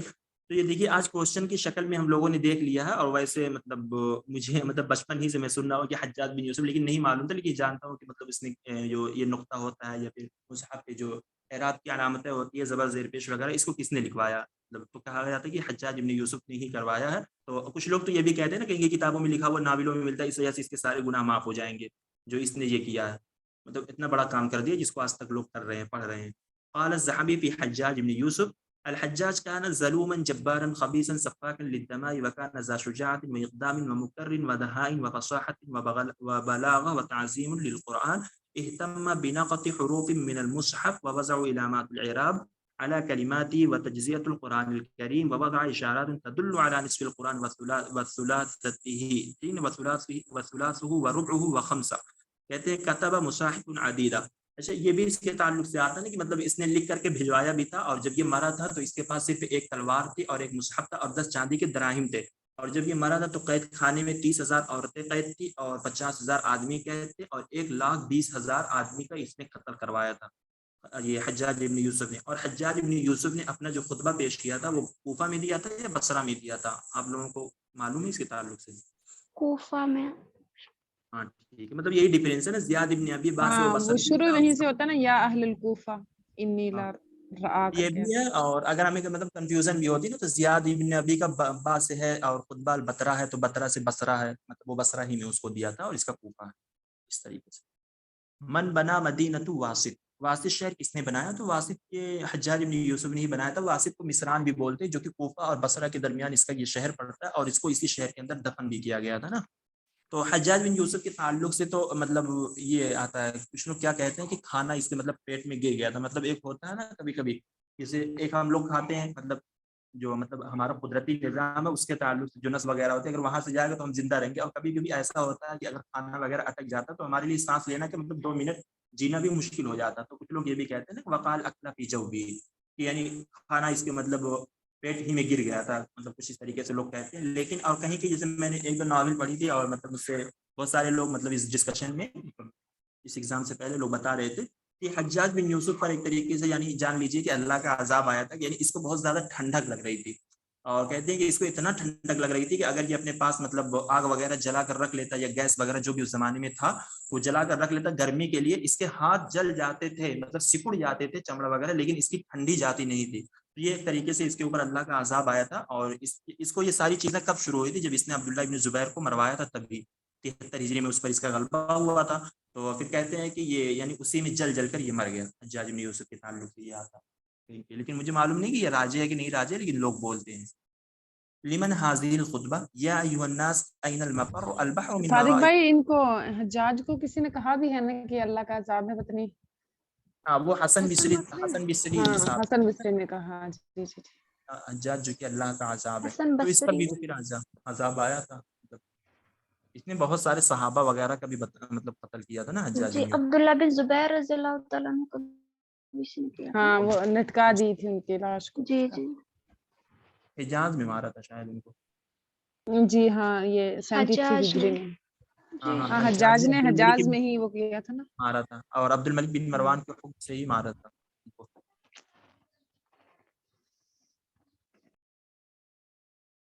تو یہ مطلب طارق بن زیاد کا جو خطبہ جو ہے نا بہت مشہور ہے، ٹھیک ہے. اور ہمیشہ لوگ پوچھتے رہتے ہیں، شاید اس مرتبہ بھی آیا ہوا تھا آسام والی شفٹ میں میرے خیال سے تھا یہ خطبہ. البحر من ورائکم والعدو امامکم، یعنی دریا تمہارے سامنے اور دشمن تمہارے پیچھے ہیں. تو ان کے تعلق سے آتا نا طارق بن زیاد جب وہاں پہنچے تھے تو یہ کشتیاں وغیرہ جلا دیتی تاکہ مطلب کسی کو جانے کا خیال نہ آئے، اگر ہم آئے ہیں تو ہم لڑیں.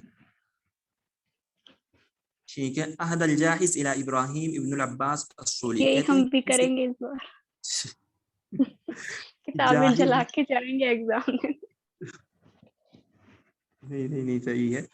جاحظ نے ابراہیم ابن العباس الصولی کو مطلب کون سی کتاب ہدیہ کی ہے؟ تو الزرع والنخیل جو کتاب ہے یہ ابراہیم ابن العباس الصولی کو دیا تھا. البیان والتبیین کس کو دیا تھا؟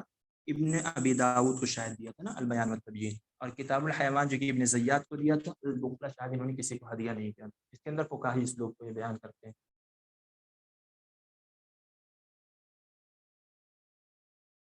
کتاب للجاحظ هو مصدر من مصادر تاریخ آداب العربی وضعه الجاحظ في أواخر أيام فيه نظرات قیمة اور پھر نقد. تو یہ البیان والتبیین ہے، اور اس کا اگر سب سے بڑا کی ورڈ اگر کچھ سمجھ بھی نہیں آئے تو وہی ہوتا ہے نا کہ عربی ادب کے تاخیر مطلب تاریخ کے مصادر میں سے ایک اہم مصدر ہے جس کو جاحظ نے اپنے ایام کے اواخر میں لکھا، یہی مین ہے. اور ابن خلدون کہتے ہیں نا کہ یہ مطلب جو علوم اربع 4 ہے اس کے اندر سے البیان و تبیین کا شمار ہوتا ہے. الکاتب ہے، القالی ہے، یعنی القالی یعنی الامالی جو آتی ہے، ایک البیان و تبیین ہے. ادب اور الکافی الکامل. جی الکامل مورث صاحب کی جو کتاب ہے. متى اصبح ابن العمید وزیرا لرکن الدولہ، کہتے ہیں کہ ابن العمید صاحب رکن الدولہ حسن ابن بلویہ کے وزیر بنے تھے یا ان کا اتصال ہوا تھا ان سے کب ہوا تھا؟ 328 میں ہوا تھا. ٹھیک ہے. اگر آپ اسی کو الٹا کر دیں گے 382 کر دیں گے تو آپ کی جو ابن دراج القسطلی صاحب ہے تو ان کا منصور بن ابی عامر سے ہوا تھا جو کہ دولت عامریہ کے بادشاہ ہے. تو ان کا 382 میں ہوا تھا اور ان کا 328 میں ہوا تھا. یہ دونوں اسی چیزیں ہیں اور آپ لوگوں کو یاد بھی رہ سکتی ہیں. 300 مطلب 28 ان کا ہے تو ابن دراج القسطلی صاحب کا ہے جو کہ 382 میں. یعرف الصاحب ابن عباد، الصاحب ابن عباد کو کس سے جانا جاتا ہے؟ تو کافی الحفاظ سے جانا جاتا ہے نا ان کو. الصاحب ابن عباد کافی الحفاظ سے بہت مشہور ہیں. تو وہ ابو القاسم جو کہ ان کی کنیت ہے. اسماعیل ابن عباس ابن عباد ابن احمد ابن ادریس الاصفهانی يعرف بالصاحب وكذلك يعرف بكافي الحفاظ وكان يتصل بابن العميد منذ شبابه ولقبه بالصاحب بشدة صحبته اليه. تو ان کو جو صاحب کا لقب ملا تھا نا، یہ صاحب سے بھی اور کافی الحفاظ بہرحال ان کا تو لقب ہے، لیکن الصاحب کا لقب یہ ابن العمید کی صحبت میں جو رہ رہے تھے اس وجہ سے ان کو صاحب کا لقب دیا گیا تھا. كان محدثا ثقة وشاعرا مبدعا ومن شعره سقى الله دارت مرت بأرزها فأدت نحبي يا زياد ابن عامر. یعنی کیا مطلب ولد بدیع السماء الحمدانی، تو بدیع السماء الحمدانی صاحب کی پیدائش کیا ہوئی؟ تو میں نے جیسے مطلب بتایا تھا نا آپ لوگوں کو کہ جیسے جو کہ آپ کی یونٹ 1 ہوتی ہے، یونٹ 2، یونٹ 3 اور 5 تو نہیں، یونٹ 6، ان سے مطلب کیا ہے نا کہ ہجری اور میلادی دونوں پوچھتے رہتے ہیں، کبھی کبھی میچ دا کالم بھی پوچھتے ہیں اور کبھی کبھی ویسے بھی سنگل لائن بھی پوچھ لیتے ہیں. تو جیسے یہاں پر دیکھیے بدیع السماء الحمدانی کی جو پیدائش ہوئی وہ کب ہوئی؟ 969 میں ہوئی ہے. ٹھیک ہے، تو 969، 358 اور ان کی 1007 یعنی 398 میں ان کی جو کہ وفات ہے. ابو الحسن احمد بن الحسین فی حمدان 1969 وکان شاعرا وصاحب مقامات عدیدہ. تو یہ بھی کوشچن تھا، کان بینہ و بین الخوارزمی مشاجرۃ فطال ذکر بلا پاک. تو ان کا جو مشاجرہ ہوا تھا یعنی نوک جھوک ان دونوں کے درمیان جو ڈسکشن ہوا تھا، تو یہ بدیع السماء الحمدانی کا ہی غلبہ رہا تھا خوارزمی پر. پھر اس کے بعد ان کی مشہوریت وہیں سے شروع ہوئی تھی، اور جب یہ 382 میں یہ نیسابور گئے تھے تو پھر انہوں نے جو اپنا 40 مقامہ وہاں پر لکھا تھا یا املا کروایا تھا، تو ان کی عبقریت کا اظہار وہیں پر ہوا. تو ان کو شاعر الناصر کہا جاتا ہے. ان کا ڈفرینس جو لکھنے کا وہی ہے، اور حریری کا بالکل اس کے برعکس ہے، یعنی یہ اپنے نثر کو بھی بالکل شعر جیسا مقفع مسجع کر کے لکھتے تھے، لیکن حریری صاحب ایسا نہیں تھے. حریری جو کہ شاعر کم تھے، وہ ناصر زیادہ تھے، یعنی مطلب نثر زیادہ وہ لکھتے تھے. تو مقامہ تو یاد کرنے کا مطلب اب کچھ وہ ہے ہی نہیں، مطلب کوئی کنفیوژن تو نہیں ہونی چاہیے میرے خیال سے، آپ لوگوں کو بھی بہت اچھے سے یاد ہے الحمدللہ. تو المقامۃ الغیلانیہ، المقامۃ القدیہ، المقامہ الخمدیہ، المقامہ القریسیہ، الحلوانیہ. ٹھیک ہے، تو حلوانیہ دونوں کا ہے، مطلب حریری کا بھی اور حمزانی کا بھی ہے، تو یہ دونوں انہی لوگوں کا. نقیلہ، ٹھیک، عبداللہ ابن مقفع، یعنی نقل عبداللہ ابن مقفع کتاب کلیلہ ودمنہ الی اللغۃ العربیہ من اللغۃ الپہلویہ. تو لغت پہلویہ کو ہم لغت فارسیہ بھی بولتے ہیں، مطلب قدیم ترین فارسی زبان کو لغت پہلویہ بھی بولتے ہیں. تو اگر ہجری دیکھا جائے کہتے ہیں 2 صدی ہجری میں اس کتاب کو عبداللہ ابن مقفع نے مطلب کنورٹ کیا تھا. اور اگر آپ اس کو میلادی کے اعتبار سے دیکھیں گے تو آپ کی 8ویں میلادی ہوگی، اور 4 صدی ہجری میں یہ دبشلیم. دبشلیم میں مطلب کیا ہوتا ہے؟ دبشلیم یعنی شین، تو یعنی دبشلیم کیا ہے؟ یہ بادشاہ، اور بیدبا جو وہ لکھنے والا ہے. ٹھیک ہے، دبشلیم میں شین یعنی یہ بادشاہ ہو گیا، اور جو بیدبا یہ لکھنے والا. تو بیدبا نے دبشلیم بادشاہ کے لیے لکھا تھا. جب کبھی کبھی ہم کو کنفیوژن ہو جاتی ہے نا کہ دبشلیم نے بیدبا کے لیے لکھا یا بیدبا نے دبشلیم کے لیے لکھا، اس طریقے سے. جیسے میں نے کہا کہ جامعہ میں یہ کوشچن تھا کہ مطلب العروۃ الوثقیٰ کے لیے جمال الدین الافغانی بلائے تھے مطلب ان کو، یا یہ خود گئے تھے، یا وہ چل کر آئے تھے، اس طریقے سے مطلب کنفیوز کیا ہے کوشچن میں. ہم لوگوں کو تو اوور آل یہی معلوم ہے نا کہ شیخ محمد ابدا ہی گئے تھے، وہاں پیرس میں گئے تھے، پھر اپنے استاد کے ساتھ مل کر انہوں نے العروۃ الوثقیٰ کا قیام کیا تھا، اس طریقے سے. تو یہی ہے کہ بیدبا نے لکھا تھا دبشلیم بادشاہ کے لیے، جو کہ 4 صدی ہجری میں، اور پھر اس کے بعد یہ کسرا کے حکم سے یہ اس کتاب کو فارسیہ میں کنورٹ کیا گیا تھا 6 میلادی میں، اور 8ویں میلادی میں عبداللہ بن مقفع نے اس کو کر دیا تھا عربی کی طرف کنورٹ، یعنی 2 صدی ہجری کہہ سکتے ہیں. اور جیسے اسی موک ٹیسٹ میں ایک کوشچن تھا، اس کتاب کو سب سے پہلے یعنی مکتبہ بولاگ جو کہ مصر کا سب سے پہلا مکتبہ مانا جاتا ہے، 1822 میں محمد علی باشا نے مطبعہ بولاگ کا قیام کیا تھا، اور پھر 1828 میں انہوں نے الوقائع المصریہ بنایا. تو مطبعہ بولاگ سے اس کتاب کو 1835 میں کہتے ہیں کہ پبلش کی گئی یہ کتاب. ٹھیک ہے. وفی حکایہ الف لیلہ ولیلہ کان لابنۃ الوزیر جاریہ ما اسمہا. تو کہتے ہیں کہ الف لیلہ ولیلہ حکایت میں وزیر کی ایک بیٹی تھی یعنی بادیہ تھی، جس کا نام کیا تھا؟ دنیا زاد تھا. اور شہرزاد جو ہے وہ مطلب بطلہ ہم کہہ سکتے ہیں، شہریار جو بادشاہ تھا. اور یہ سب کو معلوم ہے اس کتاب کے مطلب 3 صدی ہجری کے اواخر میں اس کتاب کا ترجمہ کیا گیا. ابو حیان الطویلی نے اس کتاب کو کنورٹ کیا ہے، اور یہ 4 باب ہیں اس کتاب کے اندر، 264 قصے ہیں اس کتاب کے اندر. یا بنی امی، یہ جبران، یا بنی امی اور ماتا اہلی جو ہے نا، یہ جبران کے مقالات اور ان کی جو کتاب العواصف ہے اسی کے اندر یہ مقالات موجود ہیں. جیسے جبران کا ایک ہے ارائس المروج ہے، ایک ہے الارواح المتمردہ ہے. تو ارائس المروج ان کی جو ہے یہ 1906 میں پبلش ہوئی. تو اس کے اندر 3 وہ ہے نا، 3 قصہ ہے. 3 قصہ کا مطلب ایک ہے مطلب رماد الاجیال والنار الخالدہ یوحنا المجنون مرتا الیابانیہ. تو یہ تینوں قصے جو کہ ان کے ہیں نا ارائس المروج میں ہیں. اور ان کی جو الارواح المتمردہ 1908 میں ان کے اندر مطلب 4 قصے ہیں. تو ایک ہے خلیل الکافر جو ہے، دوسرا ہے مسجع العروس، تیسرا السیدہ وردہ ابن ہانی، اور پھر اس کے بعد ایک ہے خلیل الکافر مطلب وہ سوراخ القبور، جس کا مطلب مصطفی لطفی المنفلوطی نے بھی ترجمہ کیا ہے، اور انہوں نے اس ترجمے کو مطلب القاب کے عنوان سے بنایا ہے. لیکن یہاں پر جو ہے یا بنی یا امی اور ماتا اہلی، تو یہ کیا ہے؟ ہمیں معلوم ہے کہ عواصف جو ہے یہ ان کی کیا ہے؟ ان کی مقالات کے مجموعے ہیں. تو اس کے اندر یہ موضوع ہے یا بنی یا امی اور ماتا اہلی. تو مطلب بہت زیادہ چانسز بن رہے ہیں کہ ہو سکتا ہے کہ مطلب کوشچن آ جائے، کیونکہ جو سوراخ القبور ہے نا وہ رائس المروج میں، تو میں نے دیکھا ہے کہ جینیو وغیرہ میں اس کا مطلب کوشچن ہے کہ یہ کہ مطلب کس کتاب کے اندر یہ ہے. تو اگر ظاہر سی بات ہے یہ لوگ اس مرتبہ اگر کوشچن بنا رہے ہیں تو کیا پتہ اپنے PYQs کو بیس بناتے ہوئے کوشچن پوچھ سکتے ہیں. क्वेश्चन नंबर 39 मता इल्तहक़ मीक़ात नुइमा फी जामिया वाशिंगटन। अच्छा ये 1911 में इनकी हिजरत हुई थी, तो 1911 में ही ये वहाँ मतलब इनका इल्तिहाक भी हो गया था और 16 में पढ़कर निकल भी गए थे, ठीक है, 16 में डिग्री ले ली थी। कम सनतन ज़ल रशीद सलीम फिल महजर, यानी मतलब महजर में रशीद सलीम खोरी ने कितने साल गुजारा है, तो ये 45 साल गुजारा है। मतलब अगर आप देखेंगे मतलब इनकी जो हिजरत है, हिजरत से लेकर 1958 में लौटने तक की डेट है इनकी, तो ये 45 साल मिलती है, ठीक है। तो टाइम भी हो गया है, इंशाअल्लाह क्लास को कल